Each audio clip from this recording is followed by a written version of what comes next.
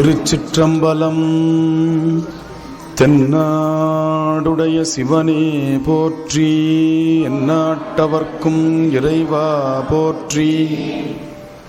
வேதம் ஓதி வெண்ணூல் பூண்டு வெள்ளை எருதேறி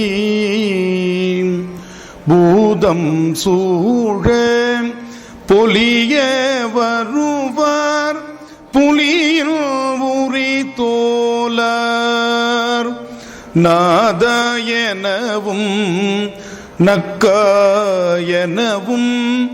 நம்பாயன நின்று பாதம் தொழுவார் பாவம் தீர்ப்பார் பழன நகரே. பாதம் தொழுவார் பாவம் தீர்ப்பார் பழன நகரே. பழன நகரே. எல்லாம் வல்ல சிவபரம்பொருளை இந்த நல்ல நேரத்தில் வணங்கி இங்கே வருகை தந்திருக்கக்கூடிய அனைவருக்கும் என்னுடைய வணக்கத்தை சொல்லி, அர்ச்சனை பாட்டேயாகும் என்ற தலைப்பில் நான் சில சிந்திக்க விழைகிறேன். அர்ச்சனை என்பது நாம் நினைப்பது போல் அல்லாமல் மலர்களால் செய்கின்ற அர்ச்சனை, அல்லது அர்ச்சகர் மூலமாக ஒரு ஊடகத்தின் மூலமாக செய்கின்ற அர்ச்சனை, அல்லது குங்கும அர்ச்சனை, அல்லது வில்வ அர்ச்சனை, துளசி அர்ச்சனை, இதை தாண்டி ஒரு மேலான அர்ச்சனையைத்தான் இன்று நாம் தலைப்பாக பேச இருக்கிறோம், சிந்திக்க இருக்கிறோம். அதுதான் அர்ச்சனை பாட்டேயாகும். பாடல் என்பதற்கு என்ன பொருள்? பண் சுமந்த பாடல் என்பதற்கு என்ன பொருள்? சாதாரணமாக நம்ம பாடும் பொழுது சுத்தாங்கம்னு ஒன்று உண்டு. அதுதான் நம்ம திருவாசக முற்றோதல் எல்லாம் பார்க்கக்கூடிய சுத்தாங்கம். அதற்கு தாள பிரமாணங்கள் எல்லாம் நம்ம பார்க்க முடியாது. ஆனால் பண்ணாங்கம் என்பது ஒன்று உண்டு. அதுதான் திருமுறை, தேவாரம். தேவாரம் முழுக்க பண் சுமந்த பாடல்கள். பண் வகுக்கப்படாத திருவாசகத்திலிருந்து நமக்கு ஒரு சொல் கிடைக்கிறது, பண் சுமந்த பாடல் என்று திருமுறைக்கு. திருவாசகத்தினுக்கு ஒரு முறையா ஒரு பண் வகுக்கல. முல்லை தீம்பாணி அப்படிங்கிற ஒரு பண் சொல்லி இருக்கிறாங்க. அது வழி வழியாக ஓதுவார் மரபுல பாடப்படுகின்ற ஒரு முறை. ஆனால் திருமுறையில் நாம் பார்க்கின்ற முதல் 7 திருமுறைகள் பண் சுமந்த பாடல்களாக இருக்கின்றன. அந்த பண் சுமந்த பாடல் என்பதற்கு நாம் ஆழமாக பொருள் கொள்ள வேண்டும் என்று சொன்னால், நாம் அர்ச்சனை செய்கின்றோம், பாடல் பாடி அர்ச்சனை செய்கின்றோம், அல்லது மந்திரங்களை சொல்லி அர்ச்சனை செய்கின்றோம். ஆனால் திருமுறை பாடல்களை பாடினால் அதுவே அர்ச்சனை. தனியாக நம்ம ஒரு அர்ச்சனை செய்ய வேண்டியதில்லை. இதைத்தான் பெரிய புராணத்தில் நமக்கு ஒரு வரியில சேக்கிழார் புரிய வைக்கிறார். அர்ச்சனை பாட்டேயாகும், ஆதலால் மண்மேல் நம்மை சொல் தமிழ் பாடு என்றார் தூமறை பாடும் வாயார். எது அர்ச்சனை என்று சொன்னால், தமிழால் என்னை பாடு, வேற ஒண்ணு வேண்டாம். இந்த தமிழுக்கு பெருமான் என்னென்ன சிறப்பு கொடுத்திருக்கிறான் அப்படிங்கிறத நம்ம இன்னைக்கு பார்க்க போறோம். தூதாக சிவபெருமானே இந்த தமிழ் கேட்பதற்காக திருவாரூரில் நடந்தது திருமுறைக்காக. தொண்டர் நாதனை தூது இடை விடுத்ததும் என்று நம்முடைய திருவிளையாடல் புராணத்தில் சொல்றார். தொண்டர்களுக்கெல்லாம் நாதனாக இருக்கக்கூடிய சிவபெருமான் சுந்தரர் எனும் தொண்டருக்காக தூதாக சென்றாராம் திருவாரூர் வீதியில். அப்படிப்பட்ட தமிழ் முதலை உண்ட பாலனை அழைத்தது. அவிநாசியில் நடந்தது உங்களுக்கு தெரியும். எலும்பு பெண்ணுருவா கண்டது. பூம்பாவை என்கின்ற அந்த எலும்பாக இருந்த பெண்ணை, இன்னைக்கு நிறைய பேர் எலும்பா இருக்கிறாங்க, அது வேற விஷயம். அந்த எலும்பை சொல்லல. ஏன்னா நமக்கு இப்ப திருமுறைகளை சொல்லும் பொழுது, சமய இலக்கியங்களை பேசும் பொழுது கவனமா பேச வேண்டியதா இருக்கு. ஒரு பொண்ணு என்கிட்ட கேட்டுச்சு இப்படித்தான், ஐயா நான் ரொம்ப எலும்பா இருக்கிறேன், எல்லாரும் என்ன கிண்டல் பண்றாங்க, அபிராமி அந்த அதுல ஒரு பாட்டு இருக்காமே, அந்த பாட்டு பாடினா குண்டாயில்லான்னு சொல்றாங்க, ஆயில்லாமான்னு கேட்டுச்சு. எனக்கு தூக்கி வாரி போட்டுச்சு. அபிராமி பட்டர் பாடினது மராட்டிய மன்னனுடைய அந்த ஆணைக்கு இணங்க அமாவாசை என்று பௌர்ணமின்னு சொல்லிடுறாரு. தியானத்தில் இருக்கும் பொழுது அமாவாசை அன்னைக்கு பௌர்ணமின்றார். அன்னைக்கு பார்த்தா நிலவு வரல. உடனே மராட்டிய மன்னர் எங்க நிலவுன்னு கேட்கிறார். உடனே அபிராமி அந்த அது பாடுகிறார். பாடின உடனே அம்பாள் தன்னுடைய தோடையே நிலவாக காட்டினாள் என்பது வரலாறு. இதுதான் நான் படிச்ச வரையும், உங்களுக்கு தெரிஞ்ச வரையும். நான் அந்த பொண்ணுகிட்ட கேட்டேன், எந்த பாட்டுமா சொல்றேன். அந்த பொண்ணு சொல்லிச்சு, தனம் தரும், கல்வி தரும், ஒரு நாளும் தளர்வரியா மனம் தரும், தெய்வ வடிவும் தரும், நெஞ்சில் வஞ்சமில்லா இனம் தரும், கனம் தரும் சொல்லியிருக்கிறாங்க. அபிராமி அந்தாதியில இப்படி குண்டாவரத்துக்கு ஒரு பாட்டு இருக்கு, எனக்கு புரியல. கனம் தரும் பூங்குழலால் அபிராம். ஒரு திருமுறையை படிக்கும் பொழுது நம்ம எவ்வளவு கவனமா இருக்க வேண்டியிருக்கு பாருங்க. நம்ம போற்றி சொல்லும் பொழுது இது விளையாட்டை நினைச்சுக்க வேண்டாம். அவ்வளவு மந்திரங்கள், மருந்து வேண்டில் இவை மந்திரங்கள், இவை புரிந்து கேட்கப்படும் புண்ணியங்கள்னு சொல்றார். புரிந்து கேட்கணுமா இதை? திருவாசகம் முற்றோதல் நீங்க செய்யும் பொழுது புரியலன்னா தயவு செய்து படிக்க வேண்டாம், புரிஞ்சுக்கிட்டு திருப்பி பாடுவோம். சொல்லிய பாட்டின் பொருள் உணர்ந்து சொல்லுவாருங்கிறது ரெண்டு பொருள். ஆழமான பொருள் நடராச பெருமான். சொல்லிய பாட்டின் பொருளாக இருப்பவன் யாரு? நடராச பெருமான். வெளிப்படையான பொருள், அந்த பாட்டினுடைய பொருளை புரிந்து கொண்டு நாம் பாட வேண்டும். ரெண்டு பொருள் இருக்கு அந்த இலக்கியத்திற்கு. கொடியவன் கூற்றம் உதைத்தாய் போற்றி, கோயிலா என் சிந்தை கொண்டாய் போற்றி. இப்படிதான் எல்லாருமே படிக்கிறோம். கொடியவன் குற்றம் இல்ல, கொடிய வன் கூற்றம் உதைத்தாய் போற்றின்னு அதை படிக்கணும், பிரிச்சு படிக்கணும். நம்ம என்ன பண்ணிடுறோம்? கொடியவன் கூற்றம், கொடியவன் கூற்றம், கொடிய வன் கூற்றம். அதே போல திருவாசகத்துல எல்லாருமே இந்த தவறு செய்யறோம், திருத்திக்கணும். கரந்தபால் கண்ணலோடு நெய் கலந்தார் போல் சிறந்து, அங்க நிறுத்தணும். அடியார் சிந்தனையுள் தேனூரி நின்று. சிறந்த அடியார், சிறப்பில்லாத அடியார்னு அடியார்ல வேறுபாடு கிடையாது. கரந்தபால் கண்ணலோடு நெய் கலந்தார் போல் சிறந்து, அதுபோல சிறப்பா இருக்கணும். எப்படி? அடியார் சிந்தனையுள் தேனூரி நின்று. அந்த சிறந்துங்கிறது என்னன்னா, கரந்தன்னு அவர் ஆரம்பிச்சிருக்கிறார் இல்லையா முதலடி, அந்த எதுகைக்காக சிறந்து இந்த அடியில வருது. ஆனால் நம்ம கொண்டு கூட்டி பொருள் கொள்ளணும். பித்தாபிரை சூடி பாடும் பொழுது இந்த அர்ச்சனை பாட்டேயாகும் சொன்னோடனே சுந்தரர் எடுத்த பாடல் பித்தா பிறைசூடி. பாடுறவங்க எல்லாரும் என்ன பண்ணுவாங்க? பித்தா பிறைசூடி பெருமானே அருளாளா. இது பிரச்சனை இல்லை. எத்தான் மறவாதே நினைக்கின்றேன் மனத்து உன்னை வைத்தாயின்னு முடிக்கணுங்க. மனத்து உன்னை நிறுத்திட்டு வைத்தாய் பெண்ணை தென்பால் வெண்ணை நல்லூர்னு படிக்கிறோம். இப்படித்தான் நம்ம படிக்கிறோம். ஆனா அந்த பாட்டினுடைய பொருள் எப்படி இருக்கு? மனத்து உன்னை வைத்தாய். பெருமான் சுந்தரனுடைய மனத்துல தன்னை கொண்டு வச்சுக்கிட்டாராம், அவரை வச்சுக்கிட்டாரு, இவர் எடுத்து வச்சுக்கல. மனத்து உன்னை வைத்தாய். இப்படி நாம் பாடலை பொருளோடு படிக்கும் பொழுது அப்பத்தான் அது அர்ச்சனை பாட்டாகும், பாட்டே அர்ச்சனையாகும். இவ்வளவு இசை மரபுக்கும் நம்முடைய தமிழ் பண்ணிசை தான் காரணமாக இருக்கிறது. எவ்வளவு சான்றுகள் இருக்கு தெரியுமா? ஆயிரக்கணக்கான சான்றுகள். கொஞ்சத்தை மட்டும் நம்ம தெரிஞ்சுக்க போறோம், வேற ஒண்ணும் வேண்டாம். இன்னைக்கு இப்படி ஒரு தியானம் கிடைச்சிருக்கிறதுக்கு நீங்க மகிழ்ச்சி அடையணும். எவ்வளவு வேலை செஞ்சிருக்கிறான் சிவபெருமான் இந்த தமிழ் கேட்கறதுக்காக. கொஞ்ச நெஞ்சம் வேலை இல்லை. சுந்தரர் கட்டளை தான், எதுவுமே ரெக்வெஸ்டேஷனே கிடையாது, வேண்டி கேட்டதே இல்லை. நேரா போறார் விருதாச்சலத்துக்கு. பழமலைன்னு அவருக்கு பேரு, பழமலைநாதர். அந்த பழமலையில போய் பொன் பெறுகிறார். ஆனா என்ன சொல்றாரு? இதை நான் எடுத்துட்டு போனோம்னா, ஏற்கனவே திருமுருகன் பூண்டியில நிறைய திருடர்கள் ஒரு வாட்டி என்கிட்ட இருந்த பொண்ணெல்லாம் எடுத்துட்டு போயிட்டாங்க, எனவே எனக்கு பாதுகாப்பு இல்லை. ஏடிஎம் திறந்திருக்காரு முதல்ல சுந்தரர். பாருங்க, முதல்ல ஏடிஎம் திறந்து வச்சது சுந்தரர் தான். அதனால இந்த மணிமுத்தாறு நான் இந்த பவுனை போட்டுறேன், திருவாரூர் குளத்துல போய் எடுத்துக்கிறேன். விருதாச்சலத்தில் ஓடிக்கிட்டு இருக்கிற ஆறு மணிமுத்தாறு. தமிழ் இதை செய்தது, இறைவன் தமிழுக்காக இதை செய்தான். அங்க போட்டுட்டு திருவாரூருக்கு குளத்துல தேடி எடுத்துக்கிறார். பொன் பெற்ற பதிகம் திருவாரூர் எடுத்துட்டு அவர் சொல்றார், பொன்னும் மெய்ப்பொருளும் தருவானை. அது என்ன? பொன்னும் சொன்னதுக்கு அப்புறம் மெய்ப்பொருளும் தருவானை. பொன்னே பொருள் தானே, ரெண்டா சொல்லிட்டு வர்றாரு பாருங்க. பொன்னும் மெய்ப்பொருளும் தருவானை. பொன் என்பது இந்த உலகத்துக்கு தேவையான காசு, பணம். மெய்ப்பொருள்ங்கிறது அந்த உலகத்திற்கு தேவையான முக்தி. இந்த ரெண்டுத்தையும் ஒரு சேர தரவல்லவன். அதை தான் அங்க பொன்னும் மெய்ப்பொருளும் தருவானை, போகமும் திருவும் புணர்ப்பானை. முதல் ரெண்டு இருக்கு இல்லையா, அதனால என்ன கிடைக்கும்? அடுத்த ரெண்டு சொல்ற. பொன்னினால் கிடைப்பது போகம், இன்பம். மெய்ப்பொருளால் கிடைப்பது திரு. திருனா என்ன? கண்டாரால் விரும்பப்படும் தன்மை. அப்ப இந்த ரெண்டையும் பெருமான் கொடுக்கிறாரா. பொன்னும் மெய்ப்பொருளும் தருவானை, போகமும் திருவும் புணர்ப்பானைன்னு சொன்னார். இது ரெண்டுத்தையும் நாம தேடி போக கூடாது, நம்மளை தேடி அது வரணும். இன்பத்தை தேடி போனா கிடைக்காது, இன்பத்தை தேடி போனா கிடைக்காது. அதே மாதிரி திரு நாமளா தேடி போக முடியாது, நாமளா போஸ்டர் அடிச்சு ஒட்டிக்க கூடாது.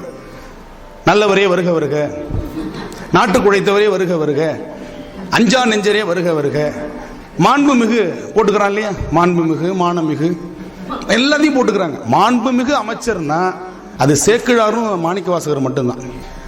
வேற இந்த பொருள் யாருக்கு பொருந்தும்னா சேக்கிழாருக்கும் மாணிக்கவாசகருக்கு மட்டும்தான் பொருந்தும். ஏன்னா அவங்க தான் உண்மையிலேயே மாண்புமிகு அமைச்சராக இருந்தவங்க. எவ்வளவு மாண்புகள் இருந்துச்சுன்னு நம்ம இன்னைக்கு பார்க்க போறோம். சேக்கிழாருக்கு கிடைத்த ஒரு பேரு, பெரும் பேரு என்ன அப்படி தெரியுமா? திருத்தொண்டர் புராணத்தை பாடினார் இல்லையா, அதற்கு அனபாய சோழன் என்ன பண்ண, அந்த பாட்டுக்கு கிடைத்த பரிசு பாருங்க. பண் சுமந்த பாடல் பரிசு படைத்தருள். பரிசு கிடைக்கணும் இல்லையா? என்ன பரிசு கிடைச்சது? அனபாய சோழன் என்ன பண்றான், தன்னுடைய பட்டத்து யானை மேல சேக்கிழாரை உட்கார வச்சு பக்கத்துல 2 கையிலையும் கவரி வீசிட்டு வரான். சேக்கிழார் ராஜா கிட்ட வேலை பார்க்கிற ஒரு முதலமைச்சர். ஆனால் மன்னன் இணை கவரி துணை கையால் வீசின்னு சொன்னார். ஆள் வச்சு பண்ணலாம், அவன் இல்ல ஒரு பக்கம் ஒரு வீசலாம், யாரையும் விடலாம். சேக்கிழாருக்கு பின்னால் அமர்ந்து கொண்டு 2 கரங்களிலும் கவரி அவனே வீசிக்கொண்டு வந்தான் அந்த சேக்கிழார் தமிழுக்காக. அப்படிப்பட்ட தமிழ். இன்னைக்கு நான் இசைக்கெல்லாம் தமிழ் மூலமா இருக்குன்னு சொன்னேன் இல்லைங்களா? இன்னைக்கு இசைன்னு சொன்னா ச ரி க ம ப த நி, தெரிஞ்சுக்கோங்க அவர் அடிப்படை.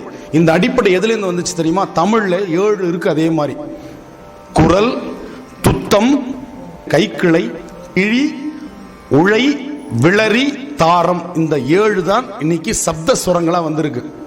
இந்த 7 இருந்து தான் எத்தனையோ ஆயிரம் ராகங்களை உருவாக்கி கொண்டிருக்கிறோம். இந்த 7க்கு அடிப்படை தமிழ்ல இருக்கு. பண் என்று சொன்ன அந்த அடிப்படை இருக்கு பாருங்க, அதுக்கு எவ்வளவு பெருமை சேர்த்திருக்கிறார்கள். பண் ஒன்றை இசை பாடும் அடியார்கள் குடியாக, இல்லையா? பண் ஒன்றை இசை பாடும், அந்த ஒன்றுதல் அப்படிங்கிறது தான் திருவாசக முற்றோதல்ல சொன்னாங்க இல்லையா? ஒன்றி பாடணும். வான் கலந்த மாணிக்கனின் வாசகத்தை நான் பாடுங்கால் நான் கலந்து பாடுங்கால்னு ஒரு வார்த்தையை போடுவார். அந்த கலந்து பாடுதல் என்பதுதான் பக்கத்தில் என்ன நடக்குதுன்னு நமக்கு தெரியக்கூடாது. இல்லைன்னா அந்த மந்திரத்துக்கு வேல்யூ இல்லாமல் போயிடும். திருவாசகம் படிச்சுக்கிட்டே நம்ம எல்லா வேலையும் பார்த்துட்டு இருக்கிறோம். இன்னைக்கு புத்தகம் படிச்சுட்டு சாப்பிட்றது மாதிரி, சாப்பிட்டுக்கிட்டு டிவி பார்க்கறது மாதிரி, ரெண்டுமே உருப்படியாக நடக்காது இல்லையா? இன்னைக்கு எல்லாருமே ஏன் இப்படி போயிட்டு இருக்கிறாங்க? தனம் தரும் பாடாமலே கணம் தரும் வருது. எப்படி வருது? உட்காந்துக்கிட்டே சாப்பிட்றோம், எவ்வளோ உள்ள போதும் தெரிய மாட்டேங்குது. டிவி பார்த்துட்டே சாப்பிட்றோம், கணம் அதனால தான் இன்னைக்கு வந்துகிட்டு இருக்கு. ஆனால் திருமுறை பாடும் பொழுது அந்த ஒன்றி இருந்து நினைமின்கள் உண்டமக்கு ஊனமில்லை, அந்த ஒன்றித்தல் வரணும். அப்படி எந்த வேலையை செஞ்சாலும் அது திருமுறை தான். ஒரு கேள்வி ஒருத்தவங்க வந்து கேட்டாங்க, திருவாசகத்தில் நாயேன் நாயேன் நாயேன்னு பல இடத்துல சொல்லிக்கிறாரு. நாய் என்ன கேவலமானதா? பைரவர் இல்லையா? பைரவருடைய உருவம் இல்லையா? அவர் அந்த ஒரு விலங்கை வந்து இப்படி சொல்றாரு திருவாசகத்தில். இந்த முற்றோதல் நடக்கும்போது சந்தேகம் வருது பாருங்க. நான் உங்களை பெருமையோடு சொன்னேன், திருவாசகத்தில் எனக்கு 1000 சந்தேகம், உங்களுக்கு ஒரே ஒரு சந்தேகம். எவ்வளோ பெரிய விஷயம் இது இல்லை? எனக்கெல்லாம் 1000 சந்தேகம் இருக்கு, அவங்களுக்கு அந்த ஒரே ஒரு சந்தேகம் தான் வந்திருக்கு. இந்த நாயேன்னு ஏன் அவர் சொல்றாரு அப்படின்னா, தான் உண்டதை கக்கி திரும்ப உண்ணும் இயல்புடையது நாய் மட்டும்தான். வேற எந்த மிருகமும் அது மாதிரி இயல்பு இல்லை. அந்த மாதிரி வினை செய்து அதனால் பிறவி உண்டானது எனக்கு. இதை புரிஞ்சுக்காம திரும்பி வினை செய்து திரும்பி எனக்கு பிறவியை வரவழைச்சுக்கிறேன் இல்லையா? இந்த குணத்தை தான் சொல்றாரு ஒழிய நாயை இழிவா எங்கேயுமே அவர் சொல்லல. இந்த குணம் எனக்கு இருக்கு. எதுக்காக பிறவி கிடைச்சிருக்கு? நான் யார், என் உள்ளமார் ஞானங்களார். இதை நான் புரிஞ்சுக்கணும் இல்லையா? நான் யாருன்னு புரிஞ்சுக்கிட்டேன்னா இந்த பிறவியோடு நான் வினையை என்ன பண்ணுவேன்? போக்கிக் கொள்வேன். ஆனா நான் என்ன பண்றேன்? திரும்ப திரும்ப திரும்ப வினையை என்ன பண்ணிட்டு இருக்கிறேன்? ஏற்றிக்கொண்டே இருக்கிறேனே. இந்த தன்மையை மணிவாசகர் நாய் சிவிகை ஏற்றி வைத்த நாயேனை தன்னடிகள் பாடுவித்த நாயகனை, இன்னொன்னு பணியுமாம் என்றும் பெருமைன்னு சொல்லுவாங்க. அடியார்கள் தங்களை பணிவாக சொல்லிக் கொள்ளுதல் அவங்களுடைய விருப்பம். அந்த விருப்பம் இயல்பா இருக்கணும் எல்லாருக்கும். வெறுமன பாட்டிலேயோ அல்லது சொல்லிலேயோ இருக்கக்கூடாது, வாழ்ந்து காட்டணும்னு சொல்றோம் இல்லையா? அதுதான் திருமுறையினுடைய ஒரு அங்கமா நம்ம பார்க்க வேண்டி இருக்கிறது. இப்ப பாருங்க, அர்ச்சனை பாட்டே ஆகும். அந்த ஏகாரத்துக்கு ஒரு விளக்கம் பாருங்க. வேற எதுவுமே தேவையில்லை பாடுறவங்களுக்கு. பாட்டே ஆகும். பாடல் பாடுவது ஒன்றே முழுமையான வழிபாடு. மற்ற வழிபாடுகளும் அதுக்கப்புறம் தான். இதற்கு ஒரு சொல்றார், பாடல், கீதம், இசை, இசை கருவிகள், இந்த இதுல வந்து எல்லாமே சமம். இன்னிசை வீணையர் யாழினர் ஒருபால், இருக்கொடு தோத்திரம் இயம்பினர் ஒருபால், துண்ணிய பிணைமலர் கையினர் ஒருபால், தொழுகையர் அழுகையர் துவள்கையர் ஒருபால். இவங்க எல்லாருக்கும் ஒரே ரேங்க் தான். இன்னிசை வீணையர், வீணை வைத்துக் கொண்டு இசை மீட்டக்கூடியவர்கள் ஒரு பக்கம் நிற்கிறார்கள்.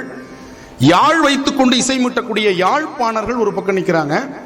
துண்ணிய பிணைமலர் கையில் எடுத்துக்கிட்டு வந்து நிற்கிறாங்க. தொழுகையர் அழுகையர் துவள்கையர், கும்பிடல, அவங்க சும்மா கையை தொங்க போட்டு நிற்கிறாங்க. ஆனா அந்த சன்னதியில ஒன்றித்த மனதோடு நிற்கிறாங்களே, அவங்களுக்கும் ஒரே ரேங்க் தான். இதுல சொல்றாரு, இருக்கொடு தோத்திரம் இயம்பினர். அந்த தோத்திர பாடல்களை பாடிக்கொண்டிருப்பவர்கள் ஒரு பால். இப்படி பாடல் பாடுவது எவ்வளவு முக்கியத்துவம் பெறுகிறது அப்படிங்கிறதுக்கு இந்த ஒரு இதை எடுத்துக்காட்டு நமக்கு போதும். இன்னொரு பாட்டில் சொல்றாங்க பாருங்க, கீதத்தை மிக பாடும் அடியார்கள் குடியாக. இந்த கீதம்னா திரும்ப திரும்ப பாடுற பாட்டுக்கு பேர் கீதம்னு பேர்.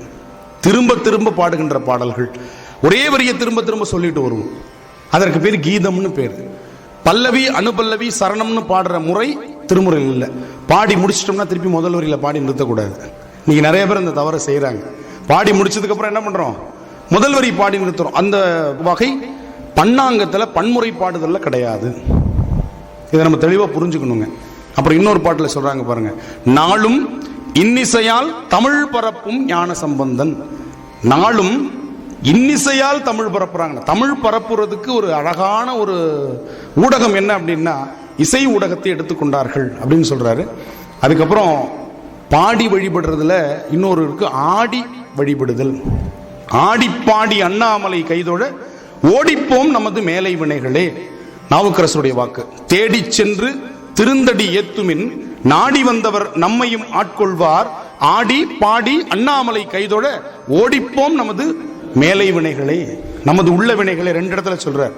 அப்ப எந்த அளவிற்கு திருமுறை பாடுவதில் ஆடுதல்னா என்ன அப்படின்னா, நம்மை அறியாமல் வருகின்ற அந்த அசைவுக்கு பேர் ஆடுதல்னு பேர். அதுக்காக கத்துக்கிட்டு பரதநாட்டியம் கத்துக்கிட்டு தான் ஆடணும் அப்படிங்கிறது அர்த்தம் அல்ல. நம்மை அறியாமல் ஒரு அசைவு, நம்மை அறியாமல் கால் தாளம் விடும், அந்த உடல் அசைவுக்கு பேர் ஆடல்னு பேர் இல்லையா? இன்னொன்னு பாருங்க, ரொம்ப தெளிவா நம்ம திருமுறையை கற்றுக் கொடுக்கிறவங்களுக்கு ரொம்ப நான் சொல்ல வேண்டியது, குழந்தைகளுக்கு திருமுறையை கற்றுக் கொடுங்க. அவங்களுக்கு சொல்லி கொடுத்துட்டீங்கன்னா மிகப்பெரிய அளவில் வருவாங்க. இன்னைக்கு குழந்தைகள்கிட்ட நான் கொங்கு மண்டலத்தை சொல்லலை, இன்னைக்கு பல ஊர்களுக்கு நான் பார்க்கிறேன், குழந்தைகள்கிட்ட அந்த பணிவே இல்லை. ஒருத்தவங்கள்ட்ட எப்படி பழகணும்னு அந்த குழந்தைங்களுக்கு தெரியல.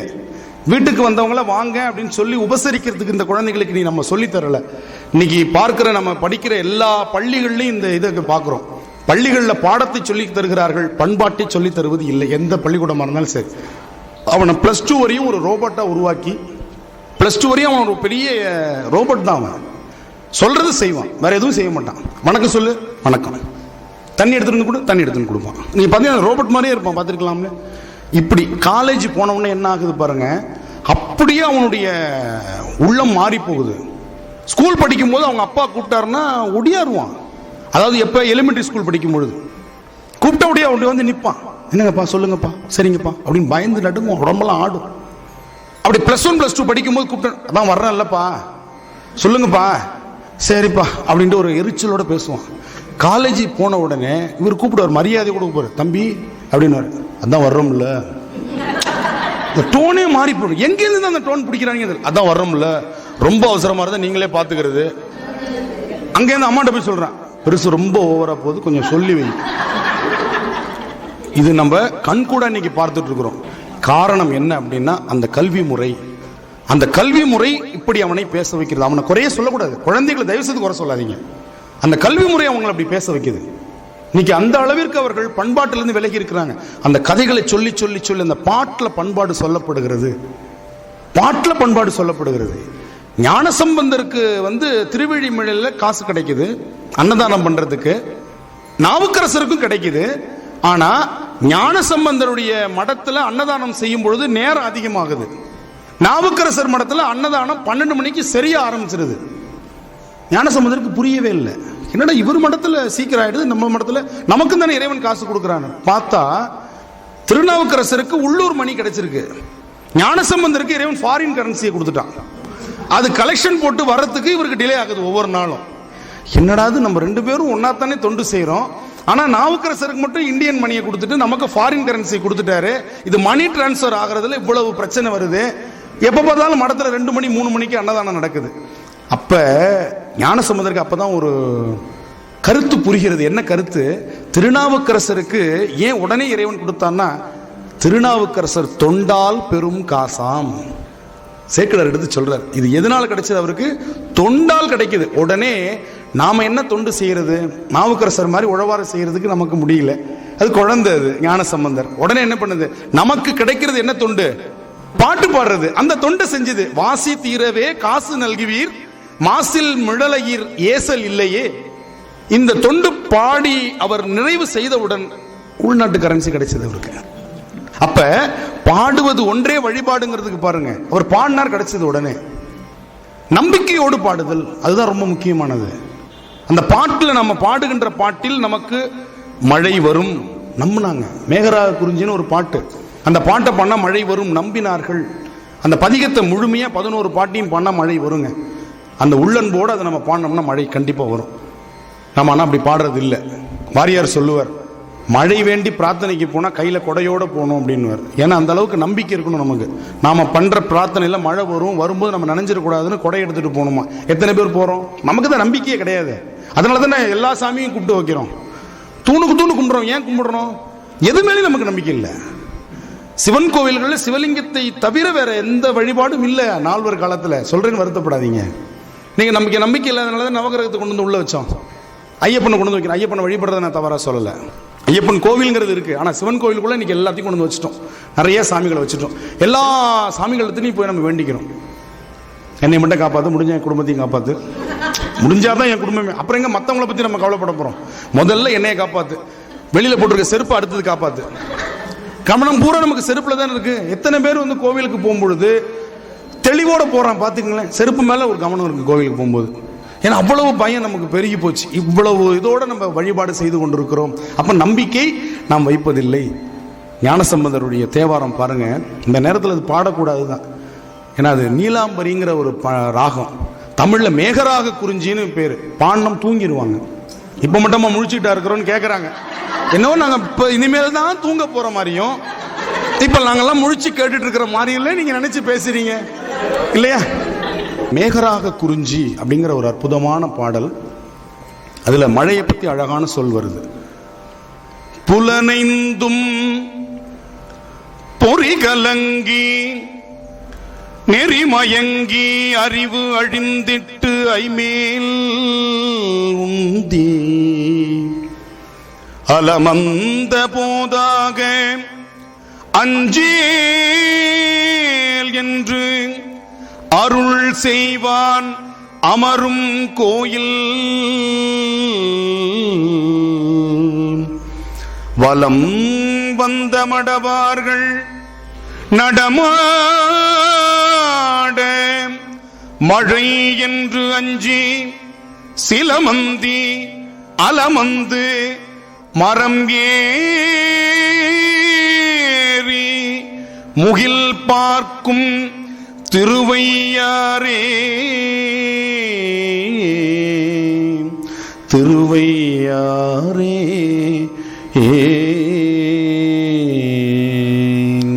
பொன்னூசல் பாடுற ராகம் இது. திருவாசகத்தில் பொன்னூசல் இருக்கு இல்லையா?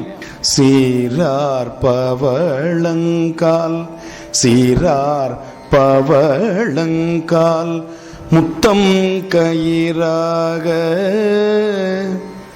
ஏறாரும் பொற்பலகை ஏறி இனிதமர்ந்து நாராயணன் அறியாம் நாராயணன் அறியா. இப்படி பாடினா குழந்தை எவ்வளவு அழகா தூங்கும் இல்லையா? ஐயோ பத்திக்கிச்சுன்னு போட்டு பாட்டை போட்டு பக்கத்து வீட்டில் ஒரு பாட்டு என்னன்னா குழந்தைய தூங்க வச்சுட்டு இருக்கிறாங்க. ஐயோ பத்திக்கிச்சுன்னு விளங்குமான்னு கேட்கிறேன் நான். விளங்குமா? ஏதோ என்னவோ ஏதோ யாரோ கத்துறாங்க போல இருக்குன்ட்டு நான் தண்ணி வாளியோட வீட்டுக்குள்ள போறேன். அவங்க வீட்டுக்குள்ள பார்த்தா குழந்தை தூங்கிட்டு இருக்குங்கிறாங்க. இப்படி குழந்தைய நம்ம பழக்கி கொண்டு இருக்கிறோம். எவ்வளவு வருத்தத்துக்குரிய விஷயம். ஞானசம்பந்தருக்கு அவங்க அப்பா கொண்டு போய் கூட்டி போய் காட்டுறாருங்க. திருக்கோலக்கா கூட்டு போறாரு. குழந்தை அப்படி கையில தாளம் போட்டு பாடுது. கையில தாளம் போட்டு பாடுது. பிஞ்சு கை 3 வயசு கையில தாளம் போட்டு அப்பயே அது பண்ணாங்கமா பாட ஆரம்பிக்குது. உடனே பெருமானுக்கு ஆர்வம் மிகுதி அதிகம் இல்லையா? உடனே என்ன பண்றான்? தங்கத்தாலான தாளத்தை கையில கொடுத்துறான். அவருக்கு யோசிக்கிறதுக்கு நேரம் இல்லை. பெருமானுக்கு தாளம் கொடுக்கணும்னு முடிவு பண்ணாரு. இருக்கிறதுல உயர்ந்த உலோகம்னு நம்ம பேசிட்டு இருக்கிற தங்கத்துல கொடுத்துருவோம்னு கொடுத்துட்டாரு. தங்கத்துல ஓசை வராது. நம்ம 10 பவுன்ல கொலுசு போட்டாலும் சத்தம் வராது இல்லையா? 10 பவுன்ல கொலுசு போட்டாலும் சத்தம் வராது. ஆனா ஒரு சின்ன வெள்ளியில கொலுசு போட்டோம்னா அவ்வளவு சத்தம் வரும். வெண்கலத்துல போட்டா இன்னும் சத்தம் நல்லா வரும் இல்லையா? அதெல்லாம் அந்த காலத்துல அப்படி இருந்தாங்க. தங்கத்தை காலில் போட மாட்டாங்க. ஒரு மரபு உண்டுங்க. இடுப்புக்கு கீழே தங்கம் போடுகின்ற மரபு தமிழ் மரபு அல்ல. தங்கத்தை காலில் அணிய மாட்டாங்க. மருதாணி அதே மாதிரி கழுத்துக்கு மேலே மருதாணி முகத்தில் வச்சுக்க மாட்டாங்க. இதெல்லாம் மரபு. இந்த மரம்லாம் இன்னைக்கு நமக்கு தெரியறதே கிடையாது. இன்னைக்கு மருதாங்கிற பேர்ல இப்படி விரல வச்சு நினைச்சுக்கிறாங்க. ரெடிமேட் மருதாணி வந்துருச்சுங்க, குழம்பு மாதிரி இருக்கு, இப்படி நினைச்சுக்கிட்டு அது சாயம் இல்லையா. இப்ப மெஹந்தின்னு ஒண்ணு வடநாட்டு இது வேற வந்துருச்சு, நல்லா இருந்த கையில பூரா விட்டுட்டு நிக்கிறாங்க நிறைய பேர் பாருங்களேன். அது மறுநாள் காலையில கருத்து போய் ஒரு 10-15 பூரா நெளிற மாதிரி இருக்கு. அந்த பொண்ணு கையை கொடுக்க வந்துச்சு, வணக்கம் நன்றி வேண்டாமான்ட்டேன், மேல ஏறிடுமோன்னு ஒரு பயமாவே இருக்குது.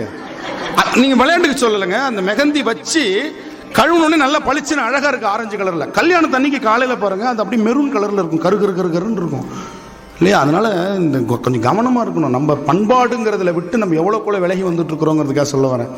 அப்ப இந்த குழந்தையை இப்படி அவர்கள் தூங்க வைக்கின்ற அந்த பாங்கு, அப்படி ஞானசம்பந்தர சிவபாத இருதயரும் பகவதி அம்மையாரும் தூங்க வச்சாங்கன்னா பாடல் பாடி.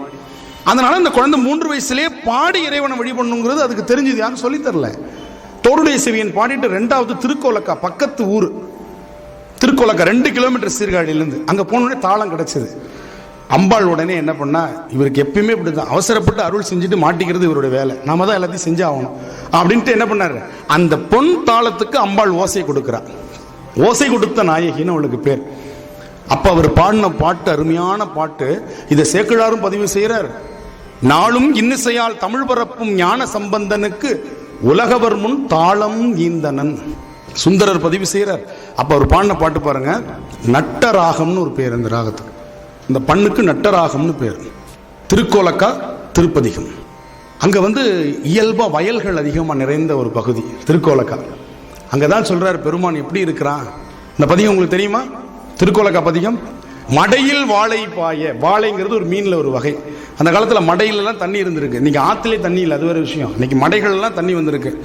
மடையில் வாழை பாய மாதரார் குடையும் பொய்கை கோலக்காவுளான் சடையும் பிறையும் சாம்பர் பூச்சும் கீழ் உடையும் கொண்ட உருவம் என் கோலோம் ஓம் ஓ சடையும் பிறையும் சாம்பர் பூச்சும் கீழ் உடையும் கொண்ட உருவம் என் கோலோம். இந்த பாட்டு பாடுறார். மடையில் வாழை பாய மாதரார் குடையும் பொய்கை கோலக்காவுளான் எல்லாம் பாடிக்கொண்டே வருகிறார். அப்படியே அழகா பாடிட்டு வர. இந்த செய்தியை நம்முடைய சேக்கிழார் பெருமான் அருமையா எடுத்து சொல்றாரு பாருங்க.